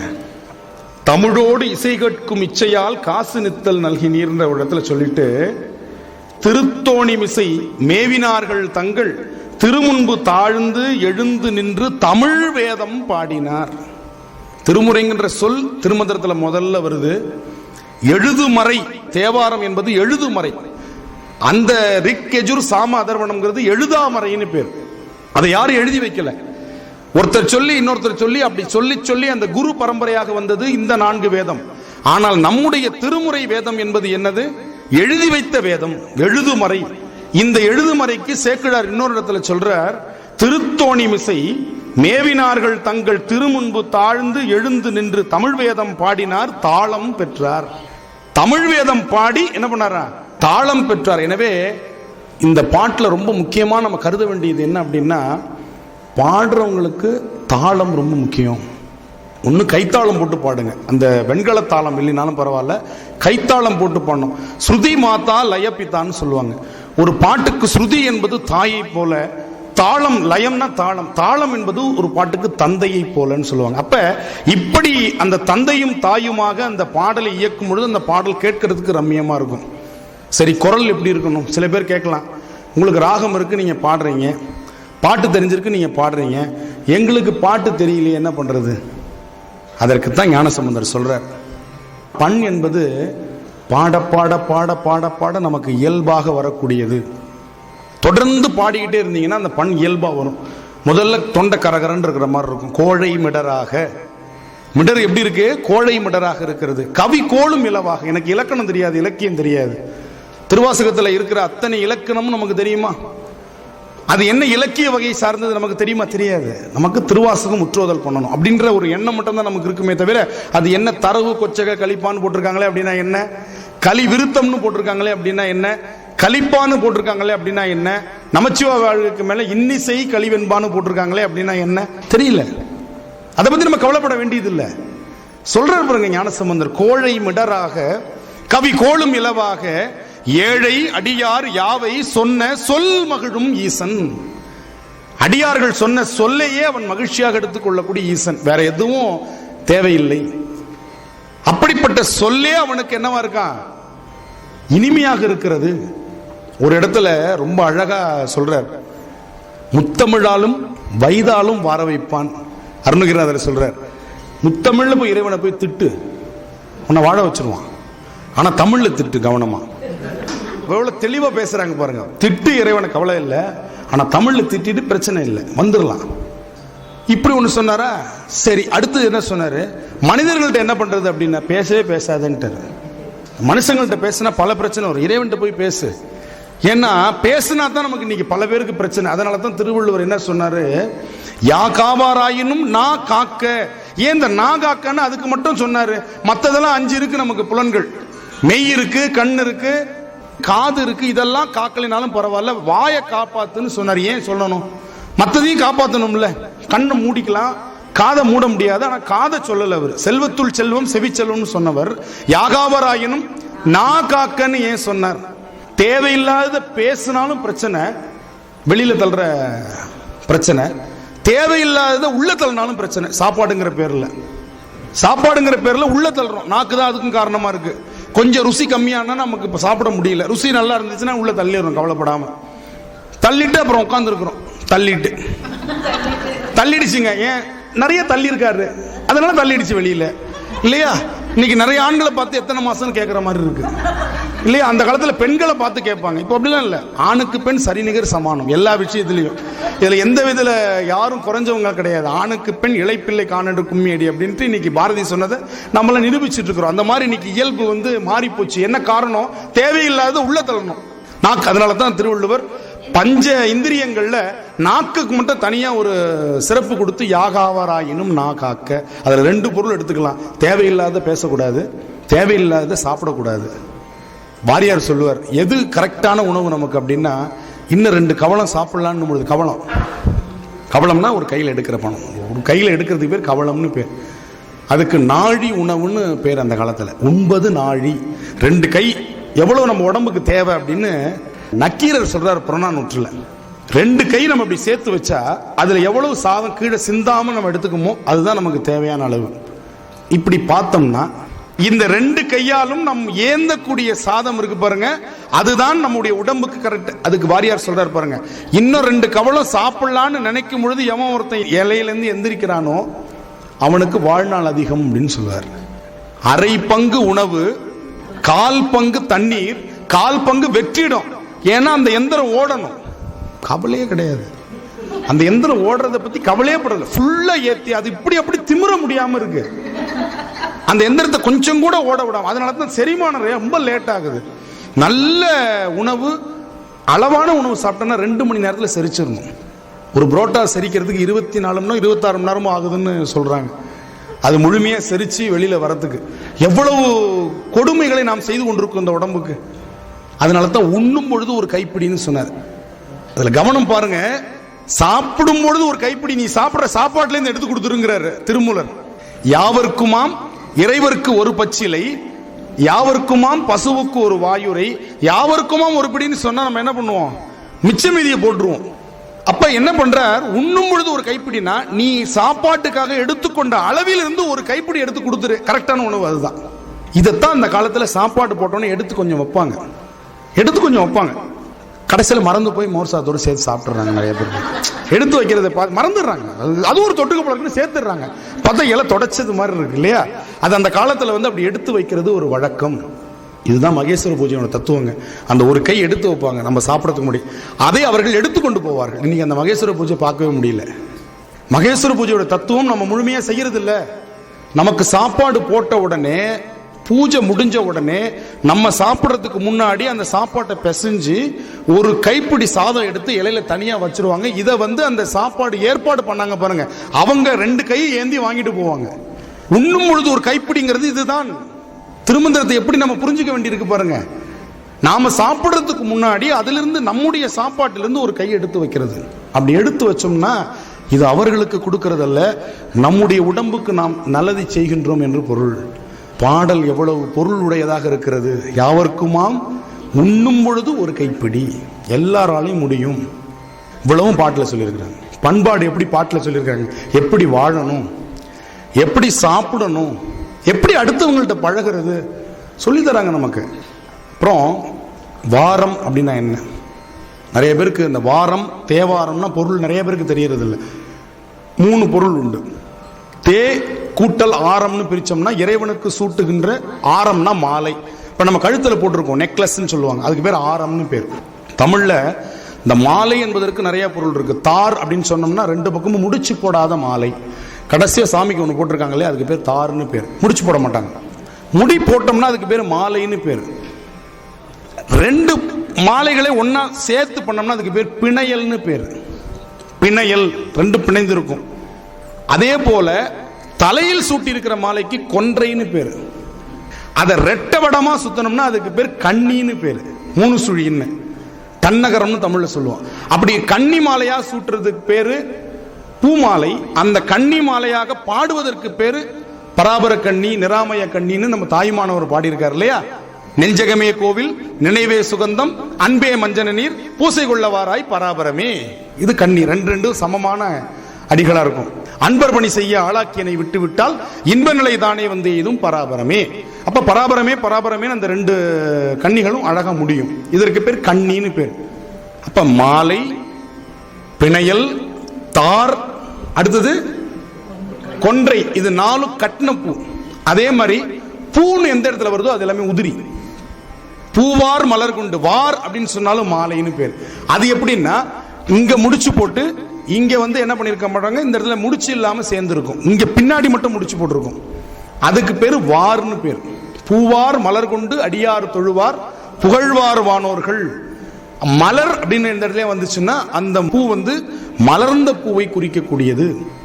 இவ்வளவு இருக்கு அந்த பூல. இது எல்லாம் நமக்கு பாட்டு சொல்லிக் கொடுக்கிறது. அதுபோல இறைவனுக்கு பாக்கள் என்று சொல்லக்கூடிய சொற்களால் கட்டுகின்ற மாலைக்கு பேரு தே ஆரம். இன்னொரு பொருள், அதில் ஆழமான பொருள். வாரம் என்று சொன்னால் அன்பு என்று பொருள். இறைவன் மேல் நாம் செலுத்துகின்ற அந்த அன்பிற்கு பேர் வாரம்னு பேரு. இறைவன் மேல் செலுத்துகின்ற அன்பு தே கூட்டல் வாரம், தேவாரம். இன்னொரு இடத்துல சொல்றார், வாரம் என்பதற்கு இசைப்பாட்டு என்று பொருள். அதுக்குதான் தமிழ்ல வரிப்பாட்டு, காணல் வரி, சிலப்பதிகாரத்தில் படிச்சிருப்பீங்க. காணல் வரி, கந்துக வரி, ஊரு சூழ் வரி, இப்படிலாம் வரி வரின்னு வரும். அதுல அப்படி வரின்னு சொன்னா இசைப்பாட்டு, அதுதான் வாரம் என்று சொல்லுகிறோம். வாரப்பாட்டு. அப்ப வாரம் என்றால் இசைப்பாட்டு. இசைப்பாட்டை இசையாத்தான் பாடணும் இல்லையா? அதுபோல இந்த பாட்டுல அடுத்த நிகழ்வுக்கு நாம வரோம். திருக்கோலக்கா வந்தோமா, திருத்தாளமுடையாரை பார்த்தோமா, அப்புறம் அப்படியே ஞானசம்பந்தர் போய்கொண்டே இருக்கிறார் அழகா. தமிழ் என்னென்ன செஞ்சதுன்னு நம்ம பார்க்க போறோம். திருமறைக்காடு, அப்புறம் ஞானசம்பந்தரும் ஒன்றா வந்த ஊர்கள் அது ஒண்ணு. திருமறைக்காட்டுக்கு வராங்க. அங்க வந்த உடனே அந்த கதைக்கெல்லாம் நான் போல, எல்லாம் உங்களுக்கு தெரியும். மறைக்கதவும் அடைத்து இருக்கிறது. திருநாவுக்கரசர் திறக்க பாடுகிறார். அருமையான பாட்டு. அந்த பாட்டு எப்படி தொடங்குதுன்னு மட்டும் பாருங்க. பண்ணின் நேர்மொழியாள் உமை பங்கரோ மண்ணினார்வலம் செய்மறை காடரோம். பண்ணின் நேர்மொழியாள் உமை பங்கரோ மண்ணினார்வலம் செய்மறை காடரோம். கண்ணினால் உமை காண கதவினை திண்ணமாக திறந்தருள் செய்மினே. கண்ணினால் உமை காண கதவினை திண்ணமாக திறந்தருள் செய்மினே. திண்ணமாக திறந்து அருள் செய்மினே பாடினார். கதவு திறந்தது. அடுத்து ஞானசம்பந்தருடைய தமிழ், அடைக்கப்பாடிய தமிழ். அந்த பாட்டு பாருங்க, அந்த உருக்கம் இருக்கும். இது விஷமுறிவை செய்கின்ற ஒரு பண். 3 இடத்துல இந்த பண் வருகிறது விஷமுறிவுக்காகவே. சடையா என்னுமால் விஷமுறிவு பண். அதே மாதிரி ஒன்று கொலாம் விஷமுறிவுக்கு வருகின்ற பண். மட்டிட்ட புண்ணியம், பாம்பினுடைய விஷத்தின் மூலமாக பூம்பாவை இறந்து போகிறாள். அங்கேயும் மட்டிட்ட புண்ணியமன் சீகாமரம் என்ற பண் இதே ராகம்தான். இங்கே நாதநாம கிரியை என்று சொல்லக்கூடிய இந்த பண்ணும் சடையா என்னுமாள், இந்தளப்பண். சடையா என்னுமாள், சரண்ணி என்னுமாள் சொல்லும் பொழுது அந்த பண்ணும் அதே போல அந்த விஷமுறிவு ஒன்று கொள்ளாமல் அப்பர் பாடின பண். இங்கே அது உருக்கத்தை தருகின்ற பாடல். ஞானசம்பந்தர் பாடுகின்றார், அடைக்க பாடுகிறார். சதுரம் மறைத்தான் துதி செய்து வணங்கும் மதுரம் பொழில் சூழ் மறை காடுரை மைந்தாம் இது நன்கு இறை வைத்து அருள் செய்க எனக்கும் கதவம் திருக்காப்பு கொள்ளும் கருத்தாலே. கதவம் திருக்காப்பு கொள்ளும் கருத்தாலே. அப்ப இறைவனை வழிபாடு செய்வதற்கு இந்த பண் என்பதும் பாடல் என்பதும் எவ்வளவு அவசியமானதுங்கிறது நம்ம புரிஞ்சுக்கிறோம். இயல்பா அதனுடைய அந்த பாடல்ல அந்த சந்தம் இருக்கிறது. சந்தத்தை ஃபர்ஸ்ட் பிடிச்சுக்கோங்க. சந்தம்ங்கிறது வேற ஒண்ணும் இல்ல. சுரருலக நரர்கள் பையில் தரணி தல முர நடிகை காரணம் அதில் முப்புற மெரிய வீரவு வகை சர வீசைகள் கரமுடைய பரமனிடமா வரமருள்ள வரன் முறையின் வரு சுருதி சிற உரையினால் பிரமன் உயர் அடனில் சரணை என்னை பரவ வினை கரி சருமே. இது அந்த சந்தம். இது உங்களுக்கு எளிமையா வரும். அப்புறம் அது ராகம் வரட்டும். ஒழுகல் அறிதழி கல்லியில் உழி உலகு பழி பெருகு வழியே நினையா முழு துடலில் இடு மயிர்கள் தடுவு முனி குழுவினுடு கழுவு சிவனை தொழுதுலகில் இழுகும் மலம் அழியும் வரை கழுவு முறை கழுமல நகர் பழுதில் இறை எழுது மொழி தமிழ் வேறகன் வழி மொழிகள் மொழி தகையவே. சந்தம். இந்த சந்தத்தை பிடிச்சுக்கணும். பேயுரு தோழி பங்கன் விடமுண்ட கண்டன் மிக நல்ல வீணை தடவி, அதோட சந்தம் அவ்வளவுதான். மாசரு திங்கள் கங்கை முடிமேல் அணிந்து என் உளமே புகுந்தகதனால் ஞாயிறு திங்கள் செவ்வாய் புதன் வியாழன் வெள்ளி சனி பாம்பிரண்டும் உடனே ஆசரு நல்ல நல்ல அவை நல்ல நல்ல அடியார் அவர்க்கு மிகவே. இந்த சந்தம் முற்றோதர்கள் அருமையான சந்தம். எல்லாரும் சேர்ந்து பாடுகின்ற சந்தம். பித்தா பிறை சூடி பெருமானே, பித்தா பிறை சூடி பெருமானே அருளாளா எத்தான் மறவாதே நினைக்கின்றேன் மனத்துன்னை வைத்தாய் பெண்ணை தன்பால் வெண்ணை நல்லூர் அருட்டுறையுள் அத்தா உனக்காளாயினி அல்லேன் எனலாமே. இது அதனுடைய சந்தம். இந்த சந்தத்தை முதல்ல நம்ம தெரிஞ்சுக்கணும் பாடல் கத்துக்கும் பொழுது. அப்புறம் நம்ம பாட்டு பாடும் பொழுது பித்தா நெடில் நீட்டி அழகா பிறை சூடி பெருமானே அருளாளம் எத்தான் மறவாதே நினைக்கின்றேன் மனத்துன்னை. அப்படி நல்ல நீட்டி முழக்கி நம்ம அந்த பாட்டை பாடும் பொழுது இந்த சந்தத்திலிருந்து அந்த பாட்டை பாடுறது ரொம்ப எளிமையாக கற்றுக்கலாம். இப்படி ஒவ்வொரு பாட்டுக்கும் தோடுடைய செவி என் விடை ஏறியோர் தூவன் மதிசூடி காடுடைய சுடலை பொடி பூசியன் உள்ளம் கவர் கள்வன் ஏடுடைய மலரான் முனை நாள் பணிந்தேத்த அருள் செய்த பீடுடைய பிரமாபுரம் மேவிய பெம்மான் இவனன்றே. அந்த சந்தம் இதுலேயே அந்த 11 பாட்டையும் பாடிட்டு வந்துடலாம். அப்புறம் நம்ம இழுத்து பாடும் பொழுது அந்த பண்ணோட பண்ணாங்கமாக பாடும் பொழுது தோடுடைய அப்படி எளிமையாக வந்துடும். நம்மளை பற்றி கொள்ளும் பாடல் நம்மளை பற்றி கொள்ளும். ராவணனுக்கே அந்த பாட்டு தான் காப்பாற்றி விட்டுச்சு. 10 தலை ராவண கிளம்பி போயிட்டு இருக்கான் விமானத்தில். திடீர்னு ஸ்பீட் பிரேக்கர் வருது. வானத்தில் எங்கேயா ஸ்பீட் பிரேக்கர் வருமா? ராவணனுக்கு வந்துச்சு. என்னன்னு கீழே குனிஞ்சு பார்த்தா கைலாய மலை. உடனே இறங்கிட்டான். விமானத்தை ஓரமாக நிறுத்திட்டு போய் பார்த்தா கைலாய மலை இருக்கு. இது என்ன பெரிய கைலாய மலை, தூக்கி அப்படி நவுத்திட்டு போயிடுவோம். நம்ம சுத்திட்டு போகணும்னு நினைக்கல, ஆணவம் இல்லையா? அப்ப கைலாய மலை அப்படி தூக்குறான். அப்பதான் சிவபெருமானும் பார்வதியும் இப்படி சாப்பிட்டுட்டு உட்காந்து பேசிட்டு இருக்கிறாங்க. எங்க அந்த முருகனை காணோம், பிள்ளையார் எங்க போனாரு அப்படின்னு பேசிட்டு இருக்கிறாங்க. அம்பாள் வெத்தலை பாக்கு மடிச்சு கொடுத்துட்டு இருக்கிறாங்க. திடீர்னு ஒரு ஆட்டம். என்னடா அது, உலகத்தையே நாம தான் நடராச பெருமானம் தான் ஆட்டி வைக்கிறோம், நாம இருக்கிற இடமே ஆடுதேன்னு கீழே குனிஞ்சு பார்த்தா ஒருத்தன் கீழே குனிஞ்சு தூக்கிட்டு இருக்கிறான் கைலாய மலையை. பெருமான் ஒன்றும் செய்யல, இறை விரலால் வைத்து கொண்டு ஈசன் அப்படி விரல்ல அப்படி ஒரு அழுத்தினார். சப்பக்குன்னு நசுங்கிட்டான். திணறான். 20 கை மாட்டிக்கிச்சு, 10 தலை மாட்டிக்கிட்டு இருக்கு, மூச்சு திணறுது, பெருமான் நசுக்கிட்டு இருக்காரு. அப்புறம் மேலே சொல்லு அப்படின்னு அம்பாளை கேட்டுட்டு இருக்காரு. இங்க ஒருத்தன் கீழே கத்திட்டு இருக்கிறான். அந்த பக்கம் வாகீச முனிவர் அப்படி போறாரு. முனிவர்கள் எப்பயுமே வாக்கிங் போயிட்டே இருப்பாங்க, ஒரு இடத்துல உட்கார மாட்டாங்க. அதனாலதான் அவங்களுக்கு பேர் பரதேசின்னு பேர்.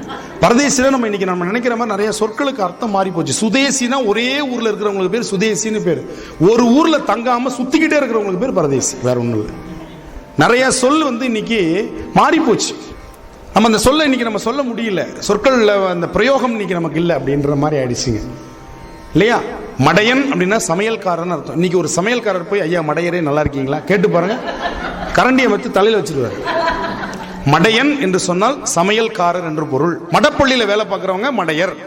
இன்னைக்கு யாரையும் அப்படி கூப்பிட முடியுமா? வீட்டில் இருக்கிறவங்கள போய், வீட்டில் இருக்கிற வீட்டுக்கார போய் நீங்க மடையரேன்னு கூப்பிட முடியுமா? அவர் சமைக்கலாம், ஆனா கூப்பிட முடியுமா அவரை போய் நம்ம? இல்லையா? அதனால இந்த மடையர், மடையன் என்று சொல்லலாம் சமையல்காரரை குறிக்கக்கூடிய சொற்களாக அந்த காலத்தில் இருந்திருக்கு. இன்னைக்கு நம்ம சொல்ல முடியல. அப்படி வாகீச முனிவர் அந்த பக்கம் போகும்பொழுது சிவபெருமானுக்கு ரொம்ப ராகம்னா பிடிக்கும், பண்ணா ரொம்ப பிடிக்கும். எனவே நீ பண் இசைப்பாடு, அவன் மயங்கிடுவான் என்று சொல்லுகிறார். அப்படி அந்த பண்ணை அவர் பாடுறார். என்ன பண் பாடினார் தெரியுமா? சாமகானம், அதுக்கு தமிழ்ல காம்போதி என்ற பண். காம்போதி என்ற பண் பாடுறான். பாடினோடனே பெருமான், அதுதான் சொன்ன பண்ணாங்கம் அங்க வருதுங்க. தாளம் என்று சொன்னால் காலில் பரதநாட்டியம் ஆடுபவர்கள் தாளால் இட்டதால் அதற்கு தாளம்னு பேரு. பெருமான் தாளம் போடுறதுக்காக கால் எடுத்தாங்கல்ல, டபக்குன்னு மலையிலிருந்து வெளியில வந்துட்டான். வெளியில வந்துட்டு பெருமான்கிட்டயே வாழ் பரிசு பெற்றான். சங்கரன் கொடுத்த வாழ் அப்படின்னு அந்த பரிசு பெறுகிறான். அங்கு பண் தான் அவனுடைய ஆணவத்தை அடக்கியது பண். அந்த தக்கேசி பண்ணுக்காக இவ்வளவு சொல்ல வந்தேன். அந்த தக்கேசி பண் எப்படிப்பட்டு பாருங்க. சுந்தரர் சத்தியம் செய்யறார் இல்லையா? சங்கிலியாரை பிரிவதில்லை சத்தியம் பண்றார். சத்தியத்துல அவருக்கு பிரச்சனை வருது, பிரிந்து அப்படி திருவொற்றியூர்ல இருந்து ஒரு அடியை எடுத்து வைக்கிறார். கண்ணு போயிடுச்சு. நம்மளை சத்தியம் செய்ய வைக்கிறது ஆணவம். ஆணவம் இருந்தா தண்டனை தான். சுந்தரரா இருந்தாலும் தண்டனை கிடைச்சது. அப்ப பெருமானை மயக்குவதற்கு அவர் பாடின பண் தக்கேசி பண். காஞ்சிபுரத்தில் பாடுறார்.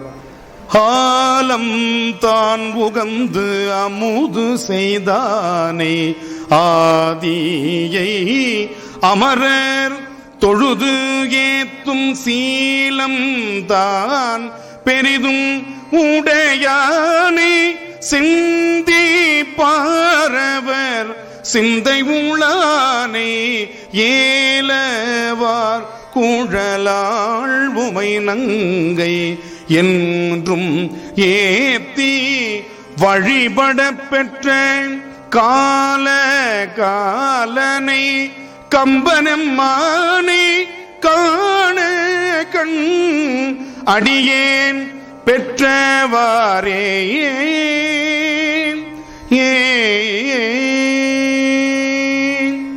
ஆலம்தான் உகந்து அமுது செய்தானே. அப்ப பெருமான் அவருக்கு அந்த கண்ணை அருளினான், இடக்கண்ணை கொடுக்கிறான். காஞ்சிபுரத்தில் கிடைச்சது இடக்கண்.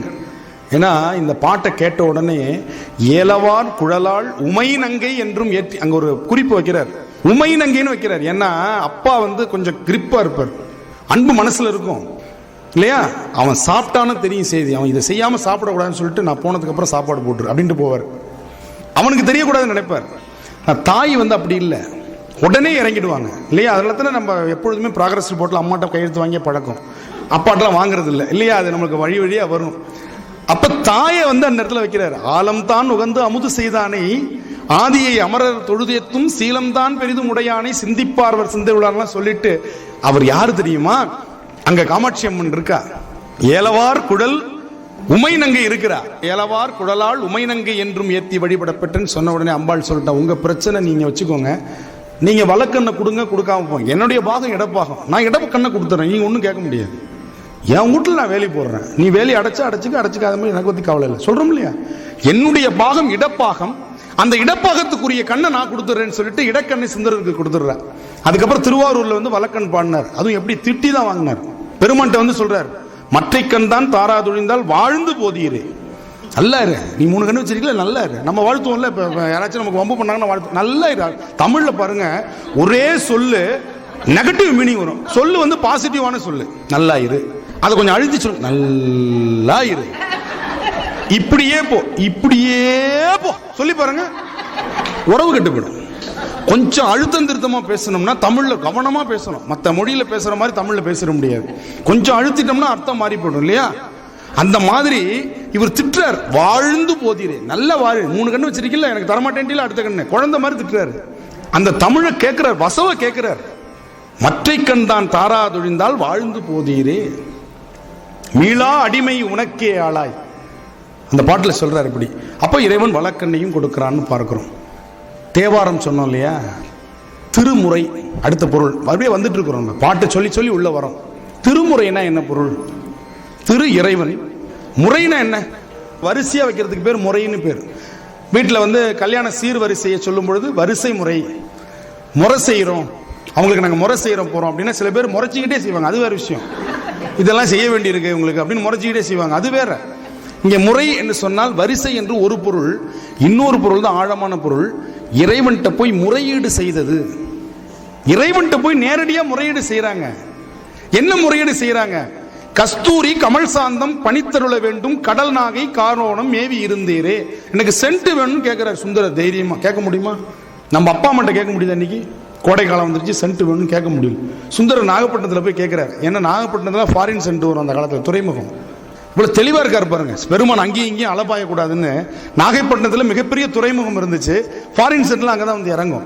அதனால அந்த கடல் நாகை காரோணத்தில் போய் கேட்கிறார், கஸ்தூரி கமல் சாந்தும் பனித்தருள வேண்டும், கரிவிரவு நெய்சோறு 30 வேண்டும், வெஜிடபிள் பிரியாணி, கரிவிரவு நெய்சோறு. நெய்சோறுன்னு அந்த இடத்துல வந்து பாருங்க, ஃப்ரைட் ரைஸ் வேணும் குடு, காம்பினோடு நேர்த்திரங்கள் பனித்தருள வேண்டும், கூலிங் கிளாஸ் கொடு, வெயில் காலம் வந்துருச்சு பெருமான்ட்ட. எவ்வளவு அழகு பாருங்க. இப்படி ஒரு தமிழ் பாட்டுல கேட்கிறார், வேற எதுலையும் கேட்கல, பாட்டுல கேட்கிறார். எனக்கு இதெல்லாம் கொடுன்னு கொடுத்தாரு பெருமான். அருமையான பட்டு ஆடைகள் வேணும்னு கேட்கிறாரு, கொடுத்தாரு. கேட்கறதெல்லாம் கொடுத்தார் அவர் பாடின தமிழுக்காக. ஞானசம்பந்தர் போய் அதிகாரமா கேட்கிறார், எனக்கு கொடுக்கறது கொண்ட ஒண்ணும் இல்லை, அதுவோ உனது இன்னருள், ஈவது ஒன்று எமக்கு இல்லையேல் அதுவோ உனது இன்னருள் ஆவடு துறையரனே கேட்கிறார். எனக்கு கொடுக்கறது கொண்ட ஒண்ணும் இல்லை, அவ்வளவு ஒரு கஞ்சனா. உன்னை பெருசா சொல்றாங்களே, பக்தர்களுக்கு அருள் செய்து பயின்றவனேன்னு, பக்தர்களுக்கு அருள் செய்து பயின்றவனேன்னு சொல்றாங்களே, எனக்கு கொடுக்கறது கொண்ட ஒண்ணுமே இல்லையா? 1000 பொற்காசுகளை கொண்டு வந்து இறைவன் கொடுக்கிறான். ஏன்னா எனக்கா கேட்டேன், நானு எனக்கா கேட்கிறேன், மக்களுக்கு தானே கேட்கிறேன், குடு. எங்க அப்பா வந்து நல்ல முறையில் யாகம் செய்து இந்த ஊருக்கு மழை, இந்த பூரணாகுதின்னு ஒன்று கொடுப்பாங்க, பார்த்துருக்கலாம் நீங்க. கடைசியில நிறை உணவு அளித்தல்னு பேர். நம்ம பேரூர் மடத்தில் அழகா சொல்லுவாங்க அந்த தமிழ்ல, நிறை உணவு அளித்தல்னு பேர். அதை பத்தி செய்தி வருதுங்க திருமுறையில். அந்த ஊர் தேவாரத்தில் ஓமமாம் புலியூர்னு ஒரு ஊர், புலிக்கால் முனிவர் வழிபட்ட தலம். பாதிரி புலியூர், பெரும்பற்ற புலியூர் இல்லையா? அது மாதிரி ஓமமாம் புலியூர்னு ஒரு ஊர்.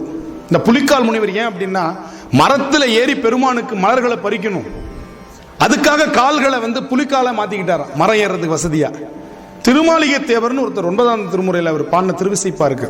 அவர் என்ன பண்ணார், அன்றாட என்னுடைய வேலைகளை செய்யறதுக்கு 2 கை, இன்னும் 2 கை எனக்கு எக்ஸ்ட்ரா வேணும்னு கேட்டார். எதுக்கு அப்படின்னா, உனக்கு பூஜை செஞ்சுக்கிட்டே இருக்கணும், உனக்கு பூஜை செய்யணும், அதற்கு எனக்கு எக்ஸ்ட்ராவா 2 கை எனக்கு ஃபிட் பண்ணி விடுன்னு கேட்கிறார் திருமாளிகை தேவர். அதனால திருமாளிகை தேவர் மட்டும் திருமுறை அருளாளர்கள் 4 கையோடு இருக்கும், நீங்க பார்த்துருக்கலாம், வேற யாருக்கும் இருக்காது. திருமாளிகை தேவருக்கு மட்டும் 4 கைகள் இருக்கும். ஏன்னா அவர் பூஜை செய்வதற்காக கேட்டு பெற்றுக்கொண்டார்.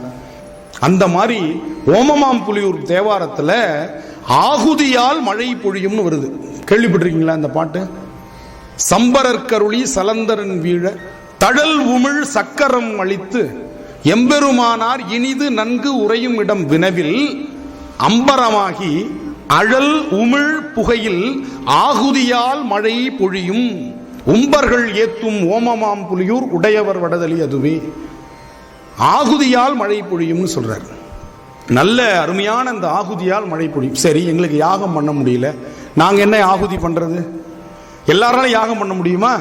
எல்லாராலையும் பாட முடியும். அதற்குத்தான் திருநாவுக்கரசர் இந்த பாட்டை சொல்லியிருக்கிறார்.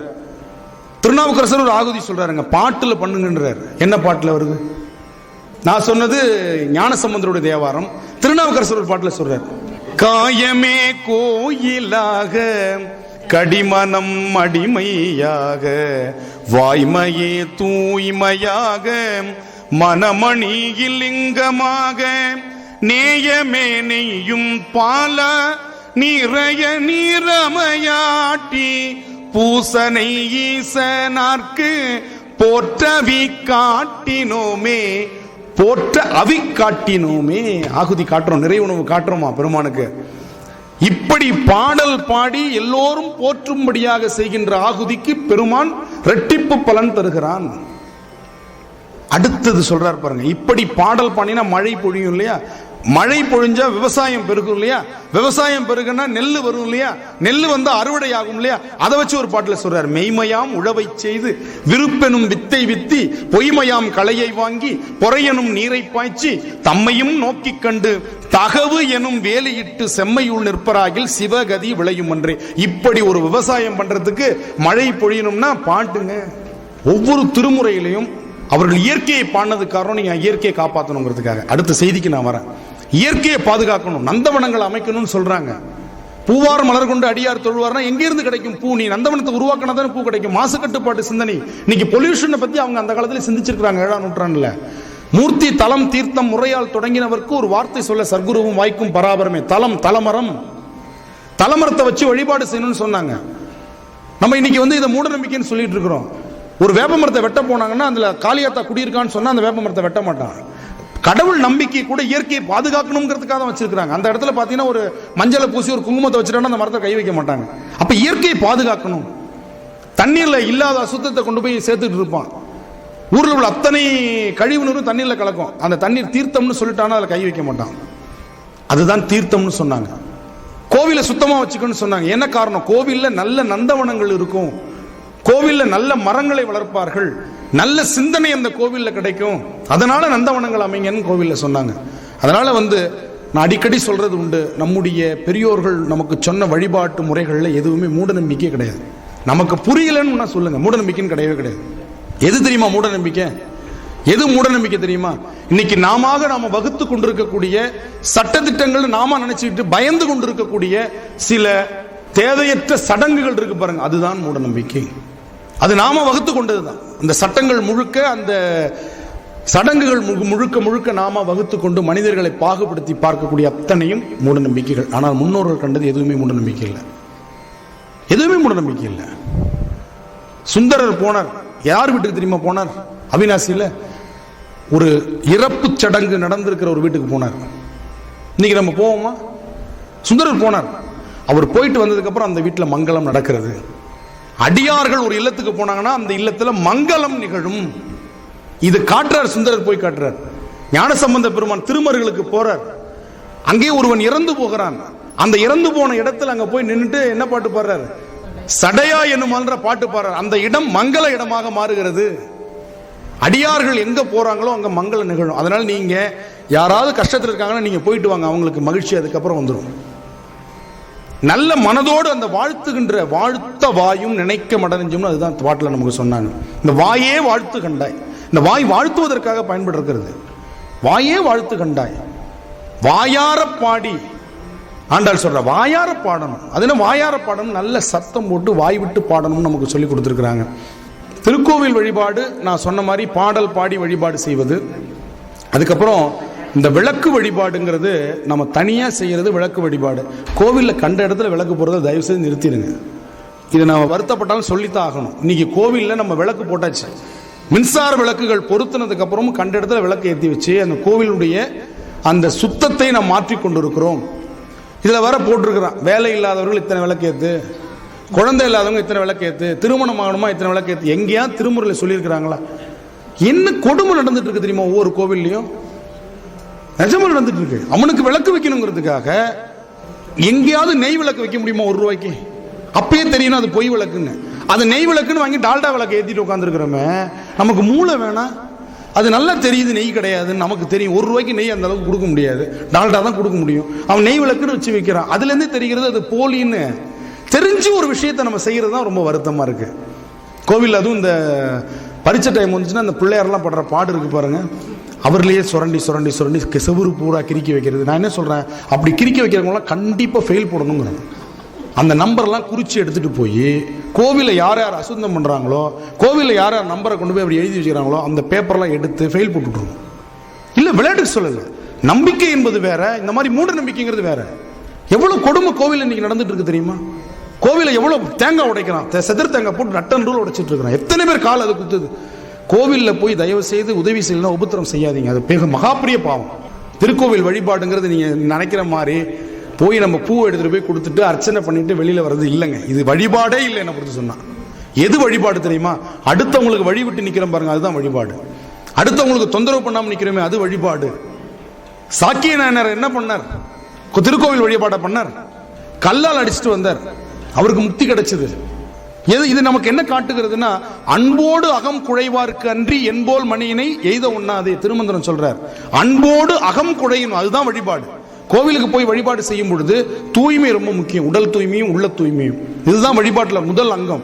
விளக்கு வழிபாடு செய்றீங்களா, அந்த இடத்த தூய்மையா வச்சு விளக்கு வழிபாடு செஞ்சுட்டு முடிச்சுட்டு எடுத்துட்டு வந்துருங்க. அங்க விளக்கு வழிபாடு நடந்ததுக்கு அப்புறம் அந்த கோவில் நடந்தாங்கன்னா 10-15 பேர் வழிக்கு விழுந்துட்டு இருப்பாங்க. எவ்வளவு நம்ம தவறான ஒரு இதை செஞ்சுட்டு இருக்கிறோம், கோவிலில் போய் அசுத்தப்படுத்திட்டு இருக்கிறோம். அதே மாதிரி இந்த ஆடி 18 வந்துச்சுன்னா இந்த ஆத்துல பாருங்க, வருஷக்கணக்காக சேர்த்து வச்சதெல்லாம் எடுத்துட்டு போய் அதுவும் பிளாஸ்டிக் கவரோட கொண்டு போய் போட்டு வருவாங்க.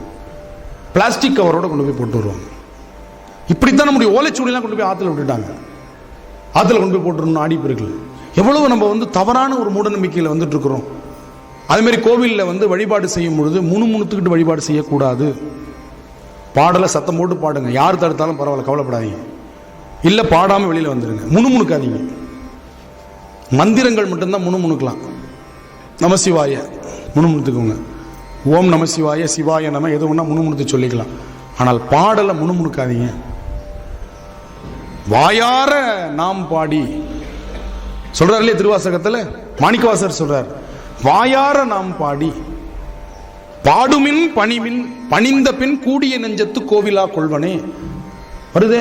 பாடுமின் பணிமின் திருமந்திரம், பாடுங்க பணிங்கள், அப்பதான் உன்னுடைய கூடிய நெஞ்சத்தை அவன் கோவிலா கொள்ளுவான். திருவாசகத்துல திருமுறையில எத்தனை இடத்துல வருது, திருமந்திரத்துல. அப்படிப்பட்ட அந்த வழிபாடு. அதுக்கப்புறம் கோவிலுக்குள்ள நம்ம எப்படி போறோம், கோவிலுக்குள்ள போய் வேற விஷயத்த பேசக்கூடாது. முக்கியமா இன்னைக்கு என்னாச்சு, உங்க வீட்டில் என்னாச்சு, உங்க மாமியாருக்கு என்னாச்சு, இன்னும் ஒன்றும் ஆகலையா, இதெல்லாம் நீ பேசிட்டு இருக்கிறாங்க. நிறைய நான் விளையாட்டுக்கு சொல்லலைங்க, இதெல்லாம் கேள்விப்பட்டது தாங்க. மாமியாருங்க ஒன்று சேர்ந்தாங்கன்னா மருமகளை பற்றி பேசிட்டு இருக்கிறது, இல்லை ரெண்டும் சேர்ந்துச்சுன்னா சீரியலை பற்றி பேசிட்டு இருக்கிறது, 3 சேர்ந்துச்சுன்னா வேற யாரையாவது ஒருத்தர் பேசிட்டு இருக்கிறது. இன்னும் அவங்க வீட்டில் மாமியார் மருமகள் சண்டையே வரலையாமே, நீ போய் பேசியுமா வரல இன்னும் அப்படிங்கிறாங்க கோவிலில் உட்காந்துக்கிட்டு. எவ்வளவு நம்ம தவறான ஒரு விஷயத்தை பேசிட்டு இருக்கிறோம் இல்லையா? இது எல்லாம் கோவில் நடந்துட்டு இருக்கு. கோவிலில் போயிட்டு வீடியோ கேம் விளையாடிட்டு இருக்கிறது. பசங்க போய் பாருங்க, கோவிலில் உட்காந்து வீடியோ கேம் விளையாடிட்டு இருக்கிறான். இது சொல்லிக் கொடுங்க, கோவிலில் செய்யாதன்னு சொல்லிக் கொடுங்க, எதை செய்யணும்னு சொல்லிக் கொடுங்க. இறைவன் இறைவிதன் பாதத்தில் ஈடுபடும் சொல்லல்லால் பிற வார்த்தை யாதொன்றும் பேசற்க ஆலயத்துள் சொல்லியிருக்காங்கல்ல. இறைவன் இறைவிதன் பாதத்தில் ஈடுபடும் சொல் அல்லால் பிற வார்த்தை யாதொன்றும் பேசற்க ஆலயத்துள். ஆலயத்தில் போனால் வேற எந்த வார்த்தையும் இது மாதிரி பேசாதீங்க. ஓங்காரமாக வழிபாடு செய்யணும். திருக்கோவில் வழிபாடு செய்யும் பொழுது நேர பெருமானை தான் கும்பிடணும். சில பேர் நேராக போய் பிடிச்ச இடத்துல போய் நின்றுட்டு இருப்பான். சிவாலய வழிபாடுங்கிறது ஓங்கார வடிவம், பிரணவ வடிவத்தில் வழிபாடு. நேர பெருமானை வழிபடணும். அங்கிருந்து அப்படியே சுற்றி சண்டிகேஸ்வரர் இப்படி, அதான் அதில் சண்டிகேஸ்வரில் சுத்த மாட்டாங்க, பாதியில் திரும்பி வருவாங்க. அதான் ஓங்காரத்தினுடைய ஒரு பக்கத்தில் இப்படி வரும். அதுக்கப்புறம் இந்த பக்கம் அம்பாள் சன்னிதிலாம் வழிபட்டு கொடிமரத்துக்கிட்ட நம்ம நின்று அந்த வழிபாட்டை நிறைவு செய்ய வேண்டும். அஷ்டாங்க நமஸ்காரம், பஞ்சாங்க நமஸ்காரம்லாம் சொல்லுவாங்க. இதுதான் ஒரு சிவாலய வழிபாட்டு முறையினுடைய அடிப்படை. இதுக்கப்புறம் நீங்க 10 சுத்து சுத்துறது, 11 சுத்து சுத்துறதெல்லாம் அதுக்கப்புறம் பிரதோஷ வழிபாடெல்லாம் பத்தி நமக்கு திருமுறையில குறிப்புகள்லாம் வரவே இல்லை, மன்னிக்கணும். பிரதோஷ வழிபாடுகள்லாம் பிற்காலத்தில் நம்ம உருவாக்கணும், செய்யக்கூடாதுன்னு நான் சொல்லலை. பிற்காலத்தில் உருவாக்கப்பட்ட வழிபாடுகள். பஞ்சகவியத்தை பத்தி இப்ப திருமுறையில் அங்கங்க சொல்லியிருக்காங்க, அதை நம்ம செய்யறதே கிடையாது. ஆணைந்துன்னு பேர். 1 பங்கு பால், 1/2 பங்கு தயிர், 1/4 பங்கு நெய், 1/8 பசுவினுடைய சிறுநீர், 1/16 பசுவினுடைய கோமயம் சாணம். இது 5ம் கலந்த கலவைக்கு பேர் ஆணைந்து. இந்த 5ம் சேர்ந்த அந்த கலவைக்கு பஞ்சகவ்வியம்னு பேரு. பெருமானுக்கு அபிஷேகம் பண்ணாங்க. ஏன்னா இந்த மண் வளம் பெறும். ஏன்னா அபிஷேக தண்ணி எங்க போகுது, மண்ணுக்கு போகுது. அந்த மண் வளம் பெறும். உரம் எப்படி போட்டிருக்கான் பாருங்க, பக்தியோடு சேர்ந்து உரத்தை போட்டிருக்கிறான். பெருமானுக்கு அபிஷேகம் செய்து அந்த தண்ணீர் இந்த மண்ணுக்கு போச்சுன்னா மண் வளம் பெறுகிறது. இயற்கை உரம் சொல்லி கொடுத்துருக்கிறான். இது அபிஷேகம்னு சொன்னா நம்ம செய்வோம். மண்ணில் இந்த மாதிரி வஞ்சகவியத்தை செஞ்சு ஊத்துன்னு சொன்னா செய்ய மாட்டோம். காலையில் எந்திரிச்சு சூரியனை, அந்த உதிக்கக்கூடிய சூரியனை பார்த்தா கண்ணுக்கு நல்லது சொன்னா செய்ய மாட்டோம். சூரிய நமஸ்காரம் பண்ணு, சூரிய பகவான் உனக்கு நல்ல அருளை தருவார்னு சொன்னா அங்க இறைத்தன்மை ஏற்றும் பொழுது காலையில் எந்திரிச்சு சூரிய நமஸ்காரங்கிற பேர்ல என்ன பண்றோம், யோகால சூரிய நமஸ்காரங்கிறது மிகப்பெரிய ஒரு யோகா. அப்ப உடற்பயிற்சியில் கூட ஒரு தெய்வத்தன்மையை, ஒரு பக்தியை ஏற்றி சொல்வதற்கு காரணம் நம்மை நாம் சரிப்படுத்திக் கொள்வது. திரும்ப திரும்ப சொல்றேன், விழாக்களும் வழிபாடுகளும் இறைவனுக்காக அல்ல, மனிதர்களுக்காக. நீங்க வழிபாடு செய்யறதுனால இறைவனுக்கு எந்தவித பலனும் இல்லை, அத்தனை பலன்களும் உங்களுக்கு தான். மணிவாசகர் ரொம்ப அழகா சொல்றார், தந்தது உன் தன்னை கொண்டது என் தன்னை சங்கரா ஆறுகளோ சதுரர். உன்னைய கொண்டு வந்து என்கிட்ட கொடுத்துட்ட, என்கிட்ட இருந்து நீ என்ன எடுத்துக்கிட்ட? ஒண்ணுமே எடுத்துக்கல.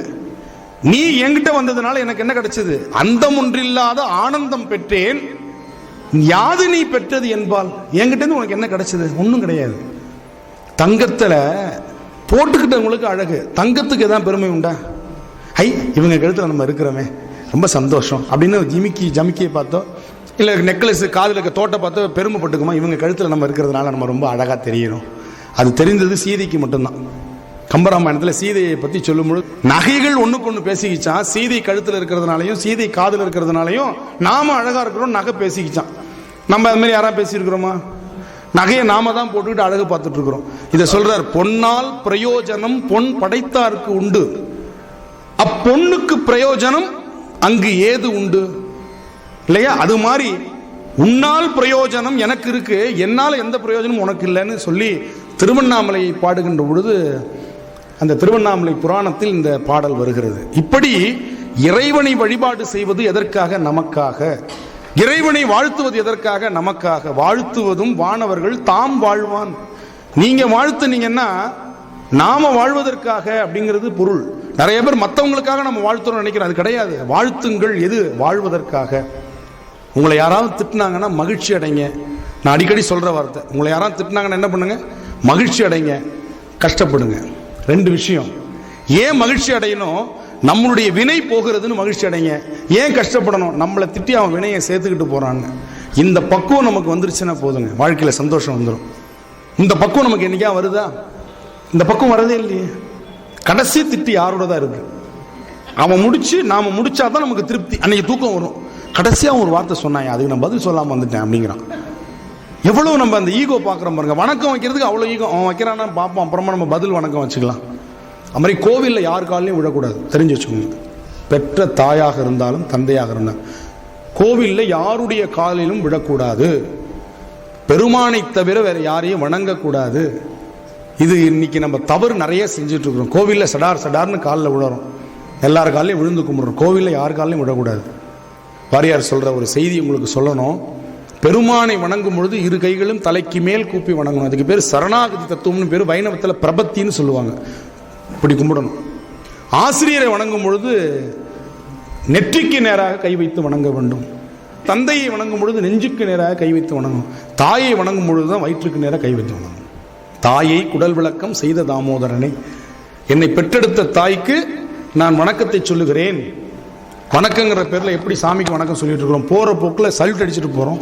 சில பேர் இப்படின்ட்டு போகிறான், என்னன்னு புரியல எனக்கு இல்லையா? சில பேர் இப்படி பண்ணிட்டு இருக்கிறான். ஆமாம், இறைவனுக்கு பறக்கும் முத்தம் கொடுத்துட்டு இருக்கிறான் இல்லையா? இங்கேருந்து அமுக்கிறான், எஸ்எம்எஸ் அனுப்பிச்சிடும் விட்டா. அவருக்கு நம்பர் தெரிஞ்சதுன்னா உனக்கு வணக்கம் தெரிவித்துக் கொள்கிறேன் அப்படின்னு ஒரு எஸ்எம்எஸ் அனுப்பிச்சுட்டு போயிட்டே இருப்பான். இன்னைக்கு காலம் அப்படி தானே போயிட்டு இருக்கு. இன்னைக்கு எல்லாத்துலேயும் நம்ம விரைவாக சென்று கொண்டு இருக்கிறோம் இல்லையா? அந்த மாதிரி இறைவனுக்கு கூட வணக்கத்தையும் வழிபாட்டையும் எஸ்எம்எஸ்ஸாக பண்ணிடுவான் போல இருக்கு. அப்படி நடந்துட்டு இருக்கு. இன்னும் கொஞ்ச நாள்ல அபிஷேகம் பண்றது, ஆராதனை பண்றதுலாம் கூட ரோபோட் வச்சு செஞ்சுட்டு உட்காந்து டிவியில் பார்த்துக்கலாம்னு முடிவு பண்ணாலும் ஆச்சரியப்படுறதுக்கு இல்லை. இப்படி நம்முடைய வழிபாடுகள் நமக்கு வருகிறது. இப்போ நான் ஒரு 10 நிமிடம் உங்களுக்காக ஒரு நேரத்தை ஒதுக்குகிறேன். உங்களுடைய சந்தேகங்களா சிலது கேட்டீங்கன்னா நான் சொல்றதுக்கு நல்லா இருக்கும். அழகா சொன்னீங்க. கோவிலில் கொடிமரத்துக்கு பக்கத்தில் மட்டும்தான் விழுந்து கும்பிடணும். இப்படி ஒரு வரி ஆன்மீக செய்திகள் கேட்கலாம், யாருன்னா கேட்கலாம், குழந்தைகள் முதல் பெரியவர் வரை. எனக்கு தெரிந்தவரை நான் சொல்றேன்.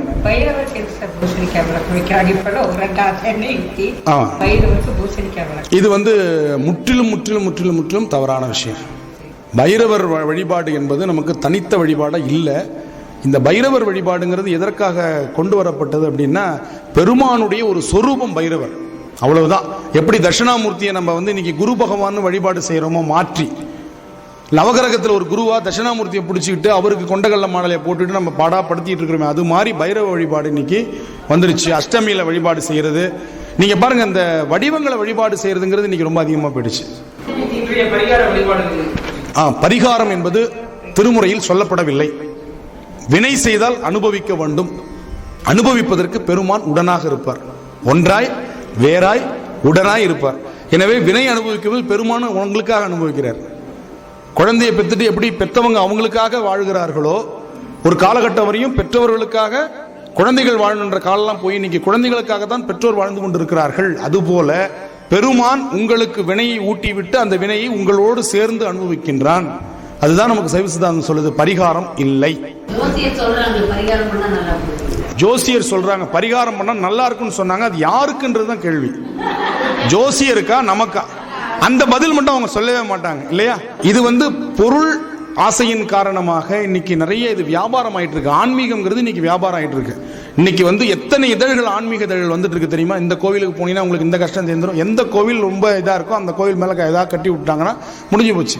நீங்க ஒண்ணு வேணாம், நீங்க பக்கத்தில் இருக்கிற இந்த கோவில், ஏதாவது ஒரு கோவிலுக்கு போங்க. போயிட்டு ஏதோ ஒரு தூண்ல, ஒண்ணு வேணாம், ஒரு தூண்ல நின்று ஒரு 10 நிமிஷம் தியானம் பண்ணிட்டு போயிட்டே இருங்க. 2வது நாள் தூண்ல தியானம் பண்ணுங்க. இதை யாராவது ஒருத்தர் கவனிப்பாங்க. கவனிச்சுட்டு என்னன்னு கேட்பாங்க. இல்லை, இந்த இடத்துல தியானம் பண்றது ஒரு ஐதீகம்னு சொல்லி பாருங்க. மிகப்பெரிய அந்த இடத்துல ஒரு ஐயர் வந்துருவார். அதுக்கு ஒரு தலபுராணம் ஒருத்தர் எழுதி தரத்துக்கு ஒரு தமிழாசிரியர் வந்துருவார். ஒரு தலபுராணம் எழுதிடுவார். இப்படி பல தூண்கள் இன்னைக்கு ஆயிடுச்சு கோவில்கள்ல. மூலவரை விட்டுட்டான் சுத்தமா. அதனால இந்த ஜோசியம், ஜாதகம் இது எல்லாமே நமக்கு சாதகமா இருந்தா எடுத்துக்கோங்க, பாதகமா இருந்தா விட்டுருங்க. எல்லாம் நல்லா இருப்பீங்கன்னு சொன்னாங்கன்னா அதை எடுத்துப்போம். நீங்க நல்லா இருப்பீங்க, பிரமாதமா இருப்பீங்க, இந்த நாள் உங்களுக்கு இனிமையாக இருக்கும் அப்படின்னு சொல்லலாம்ல, அது வரையும் எடுத்துக்கோங்க. அதுக்கப்புறம் வேண்டாம். வேற